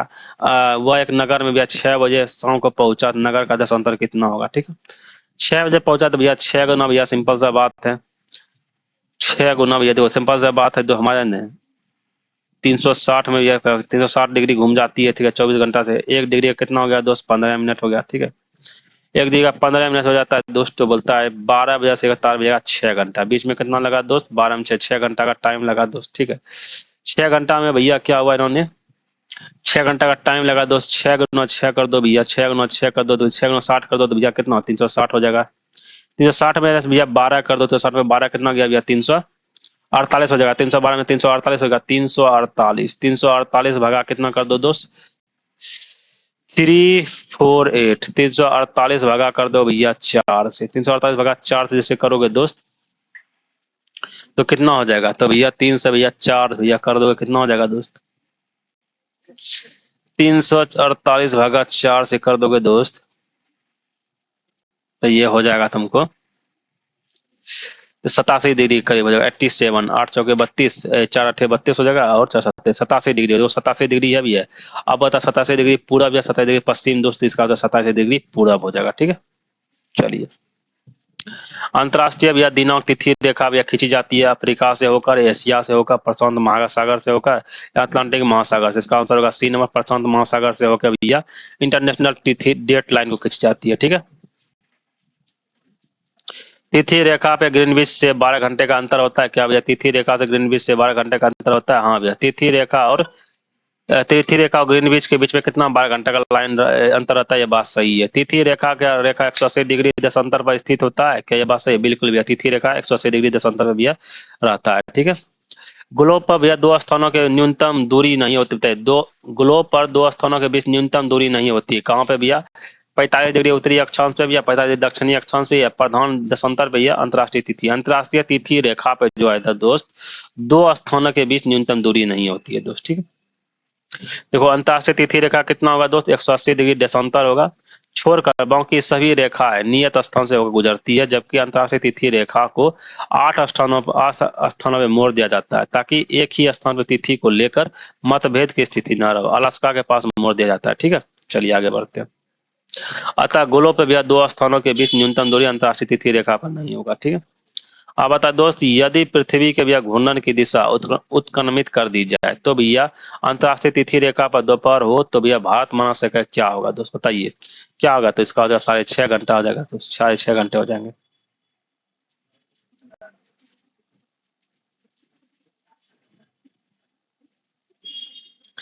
क्वेश्चन आता है, निम्नलिखित में से कौन एक जलमंडल अंतर्राष्ट्रीय तिथि रेखा के सर्वाधिक निकट है। सभी को हम लोग पढ़े थे, बेरिंग जलमंडल। बेरिंग जलमंडल क्या आता है, अंतर्राष्ट्रीय तिथि रेखा के भैया सर्वाधिक निकट हो जाएगा। ठीक है, एक जहाज भैया एल्युमिनियम द्वीप समूह में पूर्वी छोर से उच्च डच हार्बर की ओर जा रहा है दोस्त। 1 जनवरी 1999 को 23:30 बजे 180 डिग्री यमतर से पार पार कर दिए। यमतर को पार करने समय 1 घंटे की यात्रा करने के बाद जहाज का कप्तान अपनी डायरी में कौन सा समय और तिथि दर्ज करेगा दोस्त। कितना भैया कह रहा है, तो 1 घंटा की यात्रा करने के बाद, 1 घंटा यात्रा करने के बाद कितना होगा दोस्त, 12:30 बज जाएगा। ठीक है, 12:30 बजेगा, 180 डिग्री दशांश होगा। इसका आंसर क्या हो जाएगा दोस्त, इसका होगा 2 बजे, दो दो 2:30 बजे। ठीक है, कितने भैया, चलो दिखाते हैं। देखो भैया, अंतर्राष्ट्रीय तिथि रेखा 180 डिग्री देशांतर पे पूर्वी तरह अनुसरण नहीं करती है भैया, पूरी तरह अनुसरण नहीं करती है। राजनीति में आर्थिक रूप से संबंध क्षेत्रों को एक स्थान रखने के लिए कई स्थान पे 180 डिग्री देशांतर पृथक किया गया है तथा संपूर्ण अलास्का क्षेत्र, ठीक है, को अंतर्राष्ट्रीय तिथि रेखा के पूर्व में रखा गया है। ठीक है, इसी स्थिति के संदर्भ में अंतर्राष्ट्रीय तिथि रेखा जहाज द्वारा पार नहीं की जाएगी तथा 180 डिग्री यामतर को पार करने के बाद भी दिन वही 1 जनवरी 1999 रहेगा और उसके 1 घंटा बाद जहाज के भैया कप्तान द्वारा 2 बजे तीव्र दर्ज किया जाएगा। ठीक है, 2 बजे, 2:30 बजे इसका दर्ज किया जाएगा। ठीक है, चलो आते हैं आगे। पश्चिम की ओर यात्रा करने वाले एक जहाज के कैप्टन ने 90 डिग्री पश्चिमी देशांतर पर स्थानीय समय 10 बजे सोमवार लिखवाया। यदि उसकी जहाज की गति वही है तो भैया पृथ्वी के घूर्णन की है तो अंतर्राष्ट्रीय तिथि रेखा पर वह किस स्थान और किस स्थानीय समय और दिन को प्राप्त करेगा दोस्त। वह 4 बजे सोमवार को या 10 बजे सोमवार को या 10 बजे मंगलवार को या 4 बजे 16 बजे के मंगलवार को, बताओ दोस्त। 10 बजे सोमवार लिखवाया है दोस्त, उसके जहाज की गति वही है और पृथ्वी के घूर्णन की गति से बताइए अंतर्राष्ट्रीय तिथि रेखा पर वह किस स्थान पर जाएगा दोस्त, बताओ किस में। इसका होगा 10 बज के सोमवार हो जाएगा। ठीक है, 10 बजे सोमवार का इसका आंसर होगा बी। कैसे, डिस्कशन में देखते हैं। देखो भैया, पश्चिम की दिशा में यात्रा करने वाले जहाज के कैप्टन द्वारा 90 डिग्री पश्चिमी देशांतर था स्थानीय समय 10 बजे सोमवार दर्ज किया गया, अर्थात वह अमेरिका महाद्वीप के आसपास है। ठीक है, चूंकि पृथ्वी पश्चिम से पूरब की ओर घड़ी के सुइया के विपरीत अपने अक्ष पर चक्कर लगाती है, जो जहाज पश्चिम और पृथ्वी घूर्णन की गति में से जा रहा है, अर्थात दोनों की दिशाएं विपरीत है, किंतु पृथ्वी के अंतर की वस्तुओं पर घूर्णन गति का कोई प्रभाव नहीं पड़ता है। अर्थात 90 डिग्री देशांतर की दूरी तय करने में जहाज को भैया 6 घंटे, 90 × 4 तो 60 मिनट अर्थात 6 घंटे का समय ही लगेगा। पृथ्वी घूर्णन पे उसके ऊपर कोई प्रभाव नहीं पड़ेगा, परंतु वह स्थानीय समय के अनुसार 6 घंटा पीछे रहेगा। अतः अंतर्राष्ट्रीय तिथि रेखा पे पहुंचने पर वह स्थानीय समय रेखा 10 बजे सोमवार ही लिखेगा। ठीक है, अंतर्राष्ट्रीय तिथि रेखा को पार करने का उसका स्थानीय समय 10 बजे मंगलवार हो जाएगा। ठीक है, आगे बढ़ते हैं दोस्त। किसी भी जहाज को सबसे कम समय में एक स्थान से दूसरे स्थान तक जाने के लिए निम्नलिखित में से किसे मार्ग बनाना चाहिए दोस्त। समुद्री धारा को, समुद्री हवा को, देशांतर को या अक्षांशीय दो। इसका आंसर होगा देशांतर को। कोई भी जहाज को सबसे कम समय में एक स्थान से दूसरे स्थान तक जाने में जो निम्न मार्ग बनाना चाहिए वो देशांतर रेखा को लेना चाहिए। ठीक है, किसी भी जहाज को एक स्थान दूसरे स्थान तक कम समय में पहुंचने के लिए यात्रा देशांतर रेखा के सापेक्ष करनी चाहिए। ठीक है, बताइए किसी भी जगह का स्थानीय समय, ठीक है, किसी भी जगह का भैया स्थानीय समय 6 बजे पर आता है, जबकि भैया ग्रीनविच मीन टाइम 3 बजे पर आता है, तो उस जगह के देशांतरी रेखा क्या होगा दोस्त, बताइए। 6 बजे पर आता है और जबकि ग्रीनविच टाइम कितना है, 3 बजे पर आता है, तो उस समय के देशांतरी रेखा कितना हो जाएगा दोस्त। इसका आंसर होगा दोस्त 6 में 3 गया 3 दोस्त, 6 में 3 गया 3, तो 3 घंटा बजा, 3 × 15 कर दो, 45 मिनट पूरा हो जाएगा। ठीक है, 45 मिनट पूरा हो जाएगा। ठीक है, पूरब की ओर प्लस होगा इसीलिए। ठीक है,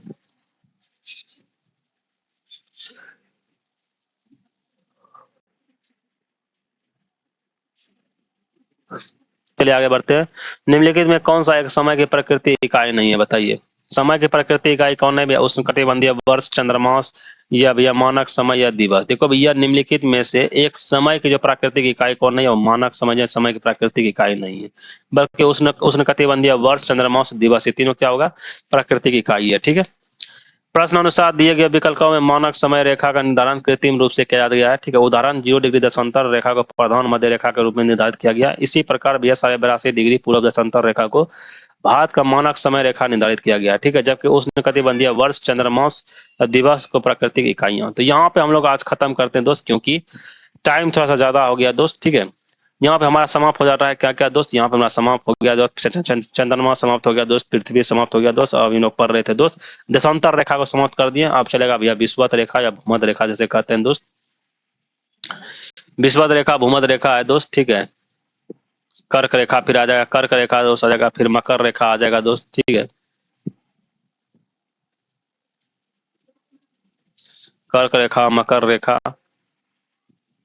ये कौन सा लाइन हो गया दोस्त, दिन और रात,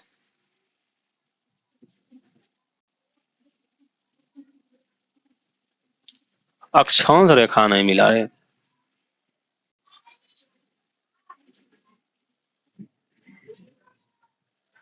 चलिए हम लोग टॉपिक को यहीं क्लोज करते हैं। ठीक है, कल पढ़ेंगे हम लोग दोस्त आगे की टॉपिक को। आज के लिए इतना ही।